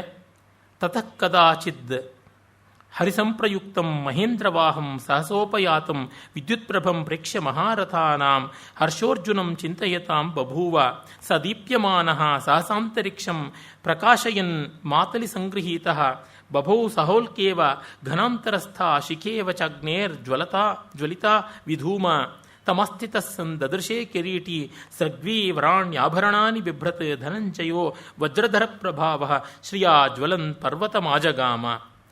ಅವನು ದೇದೀಪ್ಯಮಾನವಾದ ರಥದಿಂದ, ಹೊಳೆಯುವ ಬಂಗಾರದ ರಥದಿಂದ ಮಾತಲಿ ಸಾರಥಿಯಾಗಿ ಚೋದನೆ ಮಾಡ್ತಾ ಇದ್ದಾಗ ಅಲ್ಲಿಂದ ಇಳಿದು ಬಂದ ಅಪರ ಇಂದ್ರನಂತೆ ಅವನು ಬಂದ ಅಂತ ವರ್ಣನೆ ಇದೆ. ಬಂದು ತುಂಬ ಸಂತೋಷಪಟ್ಟು ತನ್ನ ಅಣ್ಣ ತಮ್ಮಂದಿರ ಜೊತೆ, ಹೆಂಡತಿಯ ಜೊತೆ ಸಲ್ಲಾಪ ಮಾಡ್ತಾ ಎಲ್ಲ ವಿವರಗಳನ್ನು ಹೇಳ್ತಾನೆ. ಅದು ಸುದೀರ್ಘವಾಗಿ ಹಲವು ಅಧ್ಯಾಯಗಳು ಬರ್ತವೆ. ಅದು ವಿಸ್ತೃತವಾದ ಪುನರುಕ್ತಿಯೇ ಆಗಿದೆ. ಅಲ್ಲಿ ಕಾಲಕೇಯ ನಿವಾತಕ ವಚಾದಿ ರಾಕ್ಷಸರ ಸಂಹಾರ ಮಾಡಿದ್ದು, ದೇವಲೋಕದಲ್ಲಿ ಅರ್ಜುನನಿಗೆ ಸಮ್ಮಾನಗಳನ್ನು ಎಲ್ಲ ಮಾಡಿದ್ದು, ಇದನ್ನೆಲ್ಲವನ್ನು ಕೂಡ ನಾವು ಕಾಣ್ತೀವಿ. ಆದರೆ ಈ ಕ್ರಿಟಿಕಲ್ ಎಡಿಷನ್ ಅಲ್ಲಿ ಎಲ್ಲಿಯೂ ಕೂಡ ನಾವು ಉರ್ವಶಿ ಪ್ರಕರಣವನ್ನು ನೋಡಲ್ಲ. ಏನಿದ್ರೂ ಬೇರೆ ಪ್ರಕ್ಷೇಪದ ಆವೃತ್ತಿಗಳಲ್ಲಿ ಬರುತ್ತವೆ. ಆದರೆ ಅದು ಪ್ರಕ್ಷೇಪವಾಗಿದ್ದರೂ ತುಂಬ ಚೆನ್ನಾಗಿದೆ, ಸ್ವಾರಸ್ಯಕಾರಿಯಾಗಿದೆ. ಅದಂದರೆ ಸಂಕ್ಷೇಪದಲ್ಲಿ ಹೇಳುವುದಿದ್ದರೆ, ಅರ್ಜುನನ ಗೌರವಾರ್ಥವಾಗಿ ದೇವಲೋಕದಲ್ಲಿ ಒಂದು ಸತ್ಕಾರ ಸಭೆ ಏರ್ಪಾಟಾಗಿರುತ್ತದೆ. ಇಲ್ಲಿ ನಿವಾತಕ ವಚಾದಿ ರಾಕ್ಷಸರ ಸಂಹಾರಕ್ಕಿಂತ ಮುನ್ನ ಪಾಶುಪತಾಸ್ತ್ರ ಪ್ರಾಪ್ತಿಯ ಬಳಿಕ ಆದದ್ದು. ಅರ್ಜುನ ದೇವಲೋಕಕ್ಕೆ ಹೋಗ್ತಿದ್ದಂತೆಯೇ ಅವನಿಗಾದ ಸತ್ಕಾರ. ಆಗ ಅವನ ಸತ್ಕಾರಾರ್ಥವಾಗಿ ಮಾಡಿಸಿದ ನೃತ್ಯದಲ್ಲಿ ಉರ್ವಶಿ ಇದ್ದಳು. ಅವಳನ್ನೇ ಅವನು ತದೇಕವಾಗಿ ನೋಡ್ತಾ ಇದ್ದ. ಅದನ್ನು ಗಮನಿಸಿ ಇಂದ್ರ ತನ್ನ ಪುತ್ರನಾದ ಅರ್ಜುನನಿಗೆ ಅವಳ ಮೇಲೆ ಮನಸ್ಸಿದೆ ಅಂತ ಭಾವಿಸಿದ. ಇದೊಂದು ಸೂಕ್ಷ್ಮ ಸುಂದರವಾದ ಸಂದರ್ಭ. ಎಷ್ಟೋ ಬಾರಿ ಕಲೆಯನ್ನು ನೋಡುವುದನ್ನು ಕಲಾವಿದನನ್ನು ನೋಡುವುದು ಅಂತ ಭಾವಿಸಿಕೊಂಡು ಬಿಡ್ತಾರೆ, ತಪ್ಪಾಗಿ ತಿಳ್ಕೊಳ್ತಾರೆ. ಅರ್ಜುನ ಕಂಡದ್ದು ಊರ್ವಶಿಯ ಕಲೆಯನ್ನು ಮಾತ್ರ. ಆದರೆ ಇಂದ್ರ ಭ್ರಮಿಸಿಕೊಂಡಿದ್ದು ಅವನು ಕಲೆಯನ್ನು ಪ್ರದರ್ಶನ ಮಾಡುವ ಕಲಾವಿದೆಯನ್ನು ನೋಡ್ತಾ ಇದ್ದಾನೆ ಅಂತ. In reality Arjuna was interested in art but not in the artist. ಆದರೆ ಇಂದ್ರ ತಪ್ಪಾಗಿ ಹಾಗೆ ಭಾವಿಸಿಕೊಂಡು ತನ್ನ ವಶವರ್ತಿನಿಯಾದ ಕಾರಣ ಉರ್ವಶಿಯನ್ನು ಅರ್ಜುನನ ಬಳಿ ಕಳಿಸಿಕೊಟ್ಟ. ಮತ್ತೆ ಉರ್ವಶಿಗೂ ಇಷ್ಟವಿತ್ತದು. ಮತ್ತೆ ಸ್ವರ್ಗಲೋಕ ಒಂದರ್ಥದಲ್ಲಿ ಫ್ರೀ ಸೊಸೈಟಿ, ಅದು ನಮ್ಮ ಕಲ್ಪನೆ. ಸ್ವರ್ಗಲೋಕದ ಕಲ್ಪನೆಯ ಶಿಷ್ಟತೆ, ಅಶಿಷ್ಟತೆ, ಸಾಧುತ್ವ, ಅಸಾಧುತ್ವ ಅದು ಪ್ರತ್ಯೇಕ ಅಧಿಕರಣ. ಆದರೆ ಎಲ್ಲ ಮತಗಳಲ್ಲಿಯೂ ಎಲ್ಲ ನಂಬಿಕೆಯ ವಲಯದಲ್ಲಿಯೂ ಇರುತ್ತದೆ. ಪ್ರತಿಯೊಂದರಲ್ಲೂ ಕೂಡ ಎಲ್ಲರ ಮನೆ ದೋಸೆನೂ ತೂತು, ಊರುಂಡೆ ಹೊಲಗೇರಿ ಎನ್ನುವ ಗಾದೆಯಂತೇನೆ ಎಲ್ಲ ಮತಗಳ ಸ್ವರ್ಗದಲ್ಲಿಯೂ ಹುಳುಕು, ಹರಕು, ಹೊಲಸು ಇದ್ದೇ ಇರುತ್ತೆ. ನಾವು ಅದರ ಬಗ್ಗೆ ಯೋಚನೆ ಮಾಡಬೇಕಾಗಿಲ್ಲ. ಯಾಕೆ? ಆ ಸ್ವರ್ಗದ ಕಲ್ಪನೆಯನ್ನು ನಮ್ಮಂಥ ಮಾನವ ಮತಿಗಳೇ ಮಾಡಿಕೊಂಡದ್ದು. ನಮ್ಮ ರಾಗದ್ವೇಷಗಳೇ ಅಲ್ಲಿ ಸ್ವಲ್ಪ ಬೇರೆ ಬಣ್ಣಗಳಿಂದ, ಬೇರೆ ವಾಸನೆಗಳಿಂದ, ಬೇರೆ ಆಕಾರದಲ್ಲಿ ಇರುತ್ತವೆ. ಆದರೆ ತತ್ವ ಸ್ವಾರಸ್ಯ ಚೆನ್ನಾಗಿದೆ. ಸ್ವರ್ಗ ಕರ್ಮಭೂಮಿಯಲ್ಲ, ಭೋಗಭೂಮಿ. ಹಾಗಾಗಿ ಭೋಗದಲ್ಲಿ ಯಾವುದೇ ರೀತಿಯಾದ ಧರ್ಮಾಧರ್ಮಗಳ ವಿಚಕ್ಷಣೆ ಇರುವುದಿಲ್ಲ. ಕರ್ಮಕ್ಕೆ ಧರ್ಮಾಧರ್ಮಗಳ ವಿಚಕ್ಷಣೆ ಉಂಟು, ಅದು ಮಾನವ ಲೋಕದ್ದು. ಆದರೆ ದೇವಲೋಕದಲ್ಲಿ ಹಾಗಲ್ಲ. ಅವರು ಪುಣ್ಯವನ್ನೇ ಸಂಚಯನ ಮಾಡಿಕೊಂಡು ಬಂದು ಪುಣ್ಯವನ್ನೇ ಖರ್ಚು ಮಾಡೋಕ್ಕಿರೋರು. ಅದು ಒಂದು ರೀತಿಯಾಗಿ ಟ್ಯಾಕ್ಸ್ ಇಲ್ಲದೇ ಇರತಕ್ಕಂಥ ಒಂದು ಮಾರುಕಟ್ಟೆ. ನಮ್ಮಲ್ಲಿ ವಿದೇಶದಿಂದ ಬರತಕ್ಕಂಥವರು ಏರ್ಪೋರ್ಟ್ಗಳಲ್ಲಿ ಅಲ್ಲಿ ಇಲ್ಲಿ ಮದ್ಯ ಇತ್ಯಾದಿಗಳನ್ನು ಕೊಂಡುಕೋತಾರಲ್ಲ, ಅಲ್ಲಿ ಅವರಿಗೆ ಹೇಳ್ತಾರೆ ಅದು ಟ್ಯಾಕ್ಸ್ ಇಲ್ಲದೆ ಇರತಕ್ಕಂಥ ಏರ್ಪೋರ್ಟು, ಈ ತರಹ ಆ ಥರ ಅಂತ. ಆ ಬಗೆಯಲ್ಲಿ ಟ್ಯಾಕ್ಸ್ ಅಂದರೆ ಒಂದು ಅಂಕೆ, ಒಂದು ನಿಯಮ ಇತ್ಯಾದಿ. ಅವರು ಪುಣ್ಯವನ್ನೇ ವೆಚ್ಚ ಮಾಡ್ತಾರೆ, ಎಷ್ಟು ಕೊಳ್ಳಬಹುದು, ಎಷ್ಟು ಖರ್ಚು ಮಾಡ್ಬೋದು, ಏನು ಮಾಡ್ಬೋದು. ಹಾಗಿರುವಂಥದ್ದು ಸ್ವರ್ಗದ ಮರ್ಯಾದೆ. ಅದು ಅಂದರೆ ಎಲ್ಲೇ ಇಲ್ಲದ ಮರ್ಯಾದೆ. ಅದು ಆ ರೀತಿಯಲ್ಲಿ ಊರ್ವಶಿಗೂ ಹಾಗೆ. ಅಲ್ಲಿ ಸ್ತ್ರೀ ಪುರುಷ ಅನ್ನುವ ಭೇದ ಬಿಟ್ಟು, ಆ ಬಗ್ಗೆ ಸಂಬಂಧ ಬಿಟ್ಟು ಬೇರೆ ಸಂಬಂಧವೇ ಇಲ್ಲ ಅಂತ. ಅನ್ನ ಇಲ್ಲಾಲು ತಮ್ಮುನಿಕಿ ಅಮ್ಮ ಕಾದೆ ಎಟುಲ ಪಾಂಚಾಲಿ ಚಿತ್ತಗಿಂಚಿತೀವು ತಾಲಿ ಎರುಗನಿ ನೇನಟ್ಟಿ ತಲ್ಲಿನಯ್ಯ ಅಂತ ತೆಲುಗಿನಲ್ಲಿ ಊರ್ವಶಿ ಕೇಳುವ ಒಂದು ಪದ್ಯ ಕೇಳಿದ್ದೀನಿ. ಅಣ್ಣನ ಹೆಂಡತಿ ಅತ್ತಿಗೆ ತಾಯಿ ಅಲ್ವಾ? ಹಾಗಿದ್ದಾಗ ತಾಳಿ ಅಂದರೆ ಏನು ಅಂತ ಗೊತ್ತಿಲ್ಲದೆ ಇರತಕ್ಕಂಥ ನನ್ನನ್ನು ನೀನು ನಮ್ಮ ವಂಶಕರ್ತ, ವಂಶ ಪ್ರವರ್ತಕನಾದಂಥ ಪುರೂರವನ ಪ್ರೇಯಸಿ, ನಿನ್ನಿಂದ ಬಂದದ್ದು ನಮ್ಮ ಸಂತತಿ ಪುರೂರವ ಊರ್ವಶಿಯರ ಸಂತಾನವಾಗಿ ಆಯುಸ್ಸಿನ ಮಗ ನಹುಷ, ನಹುಷನ ಮಗ ಯಯಾತಿ, ಯಯಾತಿಯಿಂದ ಪೂರ್ವನಿಂದ ಈ ವಂಶಾಂತ ಹೀಗೆಲ್ಲ ಆಗಿದೆಯಲ್ಲ, ಅದು ನಮಗೆಲ್ಲ ಏನೂ ಇಲ್ಲ. ಕುಮಾರವ್ಯಾಸನ ಊರ್ವಶಿ ಪ್ರಕರಣವಂತೂ ಲೋಕೋತ್ತರವಾಗಿದೆ. ವ್ಯಾಸರು ಆಸ್ವಾದಿಸಿ ಕರುಬಬೇಕು. ಕರುಬೋ ಅಂತರಂಗ ಅವರದಲ್ಲ. ಭಲೆ ಭೇಷ್ ಅಂತ ಮೆಚ್ಚಿ ನನ್ನ ಹೆಸರನ್ನು ನೀನು ಕುಮಾರ ಅಂತ ಸೇರಿಸಿ ಅಂಟಿಸ್ಕೊಂಡಿದ್ದು ಸಾರ್ಥಕವಾಯಿತು ಅಂತ ಹೇಳುವಂತೆ ಇರುತ್ತದೆ ಅಂತ ನನ್ನ ಒಂದು ಶತಾವಧಾನದಲ್ಲಿ ಹಾಗೆಯೇ ವ್ಯಾಸರು ಕುಮಾರವ್ಯಾಸನ ಮೆಚ್ಚಿದರೆ ಏನು ಅನ್ನುವ ಪದ್ಯಭಾವ ಹೀಗೆ ಹೇಳಿದ್ದೆ. ಅಷ್ಟು ಮೆಚ್ಚಬಲ್ಲಂಥ ಸನ್ನಿವೇಶ ಅದು. ಮಖದಯ್ಯಗಳು ಯುದ್ಧದಲ್ಲಿ ಗೆದ್ದಂಥವರು ಇವರೆಲ್ಲರಿಗೂ ಕೂಡ ಅಪ್ಪಂದರಿಗೆ, ಮಗನಿಗೆ, ಸೋದರ ಮಾವನಿಗೆ, ಮಾವನಿಗೆ, ಮೈದುನಿಗೆ, ತಮ್ಮನಿಗೆ, ಅಣ್ಣನಿಗೆ ಎಲ್ಲಕ್ಕೂ ನಾವೊಬ್ಬರೇ ಇರುವುದು ಅಂತಾಳೆ. ಬಹಳ ನಯವಾಗಿ ಅಲ್ಲಿಯ ವ್ಯವಸ್ಥೆ ಏನು ಅಂತ ಹೇಳ್ತಾಳೆ. ಅಂತಹ ಊರ್ವಶಿ ಅರ್ಜುನನ ಇಷ್ಟಪಟ್ಟು ಬಂದಾಗ ಅವನು ಬೇಡ ಅಂತಾನೆ. ಇಲ್ಲಿ ಒಂದು ಮಹನೀಯವಾದ ತತ್ವ ಇದೆ. ಮತ್ತು ಇದು ಧರ್ಮರಾಜ ಇದ್ದಿದ್ದರೆ ಅರ್ಜುನನ ಸ್ಥಾನದಲ್ಲಿ ಪ್ರಕರಣ ಅಷ್ಟು ದೊಡ್ಡದಾಗ್ತಾ ಇರಲಿಲ್ಲ. ಒಂದು ಪಕ್ಷ ಭೀಮ ಇದ್ದರೂ ಗೊತ್ತಾಗ್ತಿರಲಿಲ್ಲ. ಭೀಮ ಭಾವದಿಂದ ವ್ಯಕ್ತಿಗಳಿಗೆ ಅಂಟಿಕೊಳ್ತಕ್ಕಂಥವನು, ಬರೀ ಆಕರ್ಷಣೆಯಿಂದ ಅಲ್ಲ. ಇನ್ನು ಧರ್ಮರಾಜ ತನ್ನದಾದ ಮಡಿ ಮೌಲ್ಯಗಳಿಗೆ ನಿಂತುಕೊಂಡಿರ್ತಕ್ಕಂಥವನು. ಇನ್ನು ಕೃಷ್ಣ ಅಂತಿರೋ ಲೋಕೋತ್ತರವಾದ ಚಾರಿತ್ರ್ಯ, ಆಕಾಶಕ್ಕೆ ಆಕಾರ ಎಲ್ಲಿ ಇದು, ಆ ತರಹ. ಈ ಅರ್ಜುನನಿಗೆ ಮಾನುಷದ ಎಲ್ಲ ಗುಣದೋಷಗಳು ಇವೆ. ಧರ್ಮರಾಜನಿಗಿರುವಂತೆ ಒಂದಿಷ್ಟು ಮೌಲ್ಯ ಪ್ರಜ್ಞೆ ಇದೆ. ಭೀಮನಿಗಿದ್ದಂತೆ ಬಲಪರಾಕ್ರಮಗಳು, ಇಂಪಲ್ಸಿವ್ ಆದಂಥ ಒಂದು ವರ್ತನೆಗಳು ಇವೆ. ಕೃಷ್ಣನಿಗಿದ್ದಂತೆ ಒಳ್ಳೆಯ ಅರ್ಥದಲ್ಲಿ ರಾಸಿಕ್ಯ ಇದೆ, ಸಂವೇದನಶೀಲತೆ, ಸ್ನೇಹ ಬುದ್ಧಿ ಇವೆಲ್ಲ ಇದೆ. ಆದರೆ ತನ್ನದಾದ ಕೆಲವು ದೌರ್ಬಲ್ಯಗಳು ಇವೆ. 10 ಜನರ ಗುಣಗಳು ಬಂದರೆ ಅಷ್ಟಿಷ್ಟು ಲೋಪದೋಷಗಳು ಬರುತ್ತವೆ. ಅವನು ಹೆಣ್ಣನ್ನು ಕಾಣದೇ ಇದ್ದವನಲ್ಲ, ಒಲಿದು ಬಂದ ಹೆಣ್ಣನ್ನು ಆದರಿಸದೇ ಇದ್ದವನು ಅಲ್ಲ, ತಾನಾಗಿ ಮೇಲೆ ಬಿದ್ದು ಹೆಣ್ಣನ್ನು ಬಳಸಿಕೊಳ್ಳದೇ ಇದ್ದವನು ಅಲ್ಲ. ಇಷ್ಟೆಲ್ಲ ಅವನ ಟ್ರ್ಯಾಕ್ ರೆಕಾರ್ಡ್ ಇದ್ದೆ. ಅಂಥವನು ಊರ್ವಶಿಯನ್ನು ತನ್ನದಾದ ಯಾವುದೋ ಮೌಲ್ಯಕ್ಕೆ ನಿರಾಕರಣೆ ಮಾಡಿದ, ಗೌರವದಿಂದ ನಿರಾಕರಿಸಿದ. ಇದು ಒಂದು ದೊಡ್ಡ ಪಾಠ. ಮುಂದೆ ನೋಡಿ ಅವನ ವ್ಯಕ್ತಿತ್ವದ ಕನ್ಸಿಸ್ಟೆನ್ಸಿ ಎಂಥದ್ದು ಅನ್ನೋದಕ್ಕೆ ವಿರಾಟ ಪರ್ವದ ಕೊನೆಯಲ್ಲಿ ವಿರಾಟ ಮಹಾರಾಜ, ನೀನು ನನ್ನ ಮಗಳಿಗೆ ನಾಟ್ಯಾಚಾರ್ಯನಾಗಿದ್ದೆ, ಈಗ ಅವಳನ್ನೇ ಮದುವೆ ಆಗಿಬಿಡು, ನಿನಗಿಂತ ಒಳ್ಳೆ ಅಳಿಯ ನನಗೆ ಯಾರು ಅಂದರೆ ಇಲ್ಲ, ನಾನು ಹಾಗೆಲ್ಲ ಇರುವುದಿಲ್ಲ. ಯಾಕೆಂದರೆ ಗುರು ಶಿಷ್ಯಳಿಗೆ ತಂದೆ ಇದ್ದಂತೆ, ಮಗಳನ್ನು ಮದುವೆ ಆದಂತೆ ಇದು ವೈಪರೀತ್ಯ, ಇದು ಅಸಾಧು ಅಂತ ಹೇಳಿ ಸೊಸೆಯನ್ನು ಮಾಡಿಕೊಳ್ತೀನಿ ಅಂತಂತಾನೆ. ಅಂದರೆ ಅವನದಾದ ಮೌಲ್ಯ ಪ್ರಜ್ಞೆ ಇತ್ತು. ಎಷ್ಟೋ ಬಾರಿ ನಮಗೆ ವ್ಯಕ್ತಿಗಳು ಪೂರ್ಣವಾಗಿ ಇಷ್ಟವಾಗದೇ ಇರ್ಬೋದು, ಆದರೆ ಅವರದಾದ ಕೆಲವೊಂದು ಮೌಲ್ಯ ಶ್ರೇಣಿಯನ್ನು ನಾವು ಮೆಚ್ಚುತ್ತೀವಿ. ಅಷ್ಟೇ ಮಾತ್ರವಲ್ಲ, ಆ ಮೌಲ್ಯಗಳನ್ನು ನಾವು ಆಚರಿಸದೇ ಇದ್ದರೂ ಕೂಡ ಆ ಮೌಲ್ಯ ಯಾವುದು ಅವರಿಂದ ಆಚರಿಸಲ್ಪಡ್ತಾ ಇದೆ ಅದರೊಳಗೆ ಅವರು ಚೆನ್ನಾಗಿದ್ದಾರೆ ಅಂತ. ಕೆಲವರಿಗೆ ಕೆಲವೊಂದು ನಿಷ್ಠೆ ಇರುತ್ತದೆ. ಆ ನಿಷ್ಠೆ ಪರಮಾರ್ಥದಲ್ಲಿ ದೋಷಪೂರ್ಣವಾಗಿದ್ದರೂ ಆ ಮಟ್ಟಿಗೆ ವ್ಯವಹಾರದಲ್ಲಿ ಅದಕ್ಕೊಂದು ಬೆಲೆ ಇರುತ್ತದೆ.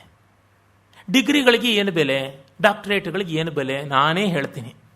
ಅವೆಲ್ಲ ಪಡ್ಕೊಂಡಿದ್ರೂ ಹೇಳ್ತೀನಿ, ಅವುಗಳ ಬೇಳೆಕಾಳು ಎಷ್ಟು ಅಂತ ಗೊತ್ತಿದ್ದು ಹೇಳ್ತೀನಿ, ಚೆನ್ನಾಗಿ ಗೊತ್ತಿದೆ. ಆದರೂ ಸಾಮಾನ್ಯವಾದ ಅಳತೆಗೋಲಿಗೆ ಅವುಗಳಲ್ಲಿ ಒಂದಿಷ್ಟು ಹುರುಳಿದೆ ಅನ್ನುವುದೂ ಗಮನಕ್ಕೆ ಬಂದಿದೆ. ಅದನ್ನು ಇಟ್ಟುಕೊಂಡು ಸಾಂದರ್ಭಿಕವಾದ ಹಿನ್ನೆಲೆಯಿಂದ what is substantial and what is formal ಅಂತ ತೀರ್ಮಾನಿಸಿಕೊಳ್ಳಬೇಕಾಗುತ್ತದೆ. ಕೆಲವೊಮ್ಮೆ ಫಾರ್ಮಲ್ ಸಬ್ಸ್ಟ್ಯಾನ್ಷಿಯಲ್ ವಲಯಕ್ಕೂ ಬರುತ್ತದೆ, ಕೆಲವೊಮ್ಮೆ ಸಬ್ಸ್ಟ್ಯಾನ್ಷಿಯಲ್ ಅಂತ ಭಾವಿಸಿದ್ದು ಫಾರ್ಮಲ್ಲೂ ಆಗಿರುತ್ತದೆ. ಆದರೆ ಅವುಗಳಿಗೆ ಅಷ್ಟಷ್ಟು ಯೋಗ್ಯತೆ ಇದ್ದೇ ಇದೆಯಲ್ಲ, ಆ ಮಹತ್ವವನ್ನು ಮರೆಯಬಾರದು. ದೇವರು ನರಸಿಂಹಶಾಸ್ತ್ರಿಗಳ ಮಹಾದರ್ಶನದಲ್ಲಿ ಯಾಜ್ಞವಲ್ಕ್ಯ ಪಂಚಕೋಶ ಸಂಕ್ರಮಣ ಮಾಡ್ತಾನೆ, ಪಂಚಭೂತಗಳನ್ನು ದಾಟುವ ಸನ್ನಿವೇಶ ಬರ್ತದೆ. ಆಗ ಒಂದೊಂದರನ್ನು ಬೀಳ್ಕೊಟ್ಟು ಹೋಗುವಾಗ ಅವರು ನಮ್ಮದಿಷ್ಟೇ ಮಿತಿ ಅಂತ ಹೇಳ್ತಾರೆ. ಅಡ್ಡಿ ಇಲ್ಲ, ಆವರೆಗೆ ನನಗೆ ತಿಳಿವನ್ನು ಕೊಟ್ಟರಲ್ಲ, ಅದಕ್ಕಾಗಿ ನಿಮಗೆ ಈ ಗೌರವ, ಅದಕ್ಕಾಗಿ ನಿಮಗೆ ಈ ಪೂಜೆ ಸತ್ಕಾರ ಅಂತ ಹಾಗೆ ಮಾಡಬೇಕು. ಅರ್ಜುನನ ಈ ವರ್ತನೆ ಮಿಗಿಲಾದದ್ದು. ಆದರೆ ಅದು ಪರಿಷ್ಕೃತ ಪಾಠದಲ್ಲಿ, ಪ್ರಾಚೀನ ಪಾಠದಲ್ಲಿ ಇಲ್ಲ. ಹೀಗೆ ಆ ಕೆಲವು ಅಂಶಗಳನ್ನು ಪ್ರಕ್ಷಿಪ್ತ ಆವೃತ್ತಿಗಳಲ್ಲಿ ನೋಡ್ತೀವಿ. ಈ ಬಗೆಯ ಪ್ರಕ್ಷೇಪ ತುಂಬ ಮೌಲ್ಯಬೋಧಕವಾಗಿದೆ, ಸರಸಾಗ್ರವಾಗಿದೆ. ಮತ್ತು ಪರವರ್ತಿಗಳಾದ ಕವಿಗಳಲ್ಲಿ ಉದಾಹರಣೆ ಕುಮಾರವ್ಯಾಸ ಅತ್ಯದ್ಭುತವಾಗಿ ಅದನ್ನು ರೂಪಿಸಿದ್ದಾನೆ. ಪಂಪನಲ್ಲಿ ರಂಭೆ ಬಂದಳು ಅಂತ ಉಂಟು. ರಂಭೆಯನ್ನು ಅರ್ಜುನ ನಿರಾಕರಿಸಿದ ಅಂತ ಪಂಪ ತನ್ನ ನಾಯಕನ ಉತ್ಕರ್ಷಕ್ಕಾಗಿ ಸಂಕ್ಷಿಪ್ತದಲ್ಲಾದರೂ ಚೆನ್ನಾಗಿ ಹೇಳಿದ್ದಾನೆ. ಅರೆ ಕುಮಾರವ್ಯಾಸ ಅದನ್ನು ಅತ್ಯದ್ಭುತವಾಗಿ ಬಣ್ಣ ಬೆಳಗು ಎಲ್ಲವನ್ನೂ ಸೇರಿಸಿ ಮಾಡಿದ್ದಾನೆ. ಆಗ ಊರ್ವಶಿಯ ಶಾಪದಿಂದ ಅವನಿಗೆ ನಪುಂಸಕತ್ವ ಬಂತು. ಅದು ಯಾವಾಗ ಬೇಕಾದರೂ ಆವಾಗ ಗ್ರಹಿಸಬಹುದಾಗಿತ್ತು ಅಂತ ಇಂದ್ರ ಹೇಳ್ತಾನೆ ಆ ವಿಷಯವನ್ನು. ಅಲ್ಲೊಂದು ಸ್ವಾರಸ್ಯ. ಈಗ ಆಧುನಿಕ ವಿದ್ಯಾಭ್ಯಾಸದ ವಿಧಾನದಲ್ಲಿ ಬೇರೆ ಬೇರೆ ವರ್ಷಗಳಲ್ಲೂ ಬೇರೆ ಕೋರ್ಸನ್ನ ತಗೋಬೋದು, ಬೇರೆ ಒಂದು ಯಾವುದೋ ಸಬ್ಜೆಕ್ಟನ್ನು ತಗೋಬೋದು ಅಂತ ವಿದೇಶದ ವಿಶ್ವವಿದ್ಯಾಲಯಗಳಲ್ಲಿ ಹಾಗುಂಟು. ನೀವು ಯಾವುದೋ ಫಸ್ಟ್ ಸೆಮಿಸ್ಟ್ರಲ್ಲಿ ತೊಗೋಬೇಕಾದಂಥ ಒಂದು ಕೋರ್ಸನ್ನು ಥರ್ಡ್ ಸೆಮಿಸ್ಟ್ರಲ್ಲೂ ತೊಗೋಬಹುದು, ವೈಸ್ ವರ್ಷ ಹೀಗೆಲ್ಲ ಇರುತ್ತದಲ್ಲ, ಆ ಫ್ಲೆಕ್ಸಿಬಿಲಿಟಿ. ಹಾಗೆ ಆ ಒಂದು ವರ್ಷದ ನಾಪುಂಸಕ್ಯವನ್ನು ಅಜ್ಞಾತವಾಸದಲ್ಲಿ ಬಳಸ್ಕೊಂಡ್ರೆ ಅದು ವರವಾಗುತ್ತದೆ. ಶಾಪ ವರವಾಗುವ ಕ್ರಮ ಹೇಗೆ ಅಂತ. ಆದರೆ ಮೂಲದಲ್ಲಿ ಆ ಘಟನೆ ಇಲ್ಲವಾದ್ದರಿಂದ ಉರ್ವಶಿ ಪ್ರಕರಣ ಅರ್ಜುನ ಒಂದು ವರ್ಷ ಬ್ರಹ್ಮಚರ್ಯದಲ್ಲಿದ್ದ ಅಂತ ಬರುತ್ತದೆ. ಇದು ಇನ್ನೂ ಅವನ ವ್ಯಕ್ತಿತ್ವಕ್ಕೆ ದೊಡ್ಡದಾದ ಪ್ರಕಾಶವನ್ನು ಬೀರುತ್ತದೆ.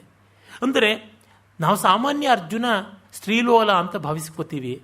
ಒಂದು ವರ್ಷ ಅವನದಾದ ದೈಹಿಕ ನ್ಯೂನತೆ ಯಾವುದೂ ಇಲ್ಲದೆ ಕನ್ಯಾಂತಃಪುರದಲ್ಲಿ ನಾಟ್ಯಾಚಾರ್ಯನಾಗಿರುವುದು ಬಹಳ ವಿಶೇಷ.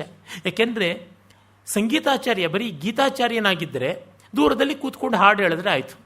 ನಾಟ್ಯಾಚಾರ್ಯನಾಗಿದ್ದರೆ ಅವರ ಮೈಕೈಗಳನ್ನು ಮುಟ್ಟಿ ತಪ್ಪುಗಳನ್ನು ತಿದ್ದಬೇಕಾಗುತ್ತದೆ, ಅವರ ಅಲಂಕಾರಗಳನ್ನೆಲ್ಲ ಗಮನಿಸಿ ತೀಡಬೇಕಾಗುತ್ತದೆ. ಎಷ್ಟು ಸಾನ್ನಿಹಿತ್ಯ ಇದ್ದರೂ ವಿಕಾರಹೇತವು ಸತಿವಿಕ್ರಿಯಂತೆ ಯೇಷಾಂನ ಚೇತಾಂಸಿ ತಯೇವ ಧೀರಾಹ ಅಂತ ಕಾಳಿದಾಸ ಕುಮಾರ ಸಂಭವದಲ್ಲಿ ಹೇಳ್ತಾನಲ್ಲ ಶಿವನ ಬಗ್ಗೆ. ನಮ್ಮ ಅಂತರಂಗ ವಿಕಾರಕ್ಕೆ ಆಸ್ಪದವಾಗಬಲ್ಲ ವಸ್ತುಗಳು ಅಂದರೆ ಉದ್ದೀಪನ ವಿಭಾವ ರೂಪವಾಗಿ, ಆಲಂಬನ ವಿಭಾವ ರೂಪವಾಗಿ ಸುತ್ತಲೂ ಸುಳಿತಾ ಇದ್ದಾಗಲೂ ಯಾರು ವೈಕಾರ್ಯವನ್ನು ಹೊಂದೋದಿಲ್ವೋ ನಿಜವಾಗಿ ಅವರೇ ಧೀರರು. ಶಿವ ಅಂಥವನು ಅಂತ. ಆ ಬಗೆಯಲ್ಲಿ ಶಿವೋಪಾಸನೆಯನ್ನು ಮಾಡಿ ಪಾಶುಪತ ತೆಗೆದುಕೊಂಡವನಿಗೆ ಪಶುಪತಿಯ ಅಂಶ ಬಂದಿದೆಯಲ್ಲ, ಇವನು ಪಶುವೇ ಆಗಿರಬಹುದು ಜೀವ ಅನ್ನುವ ದೃಷ್ಟಿಯಿಂದ. ಈ ಪಾಶುಪತ ಪ್ರಾಪ್ತಿ, ಆ ಅರ್ಹತೆ ಎಷ್ಟು ಚೆನ್ನಾಗಿ ಬಂದಿದೆ ಅಂತ ಗೊತ್ತಾಗುತ್ತದೆ.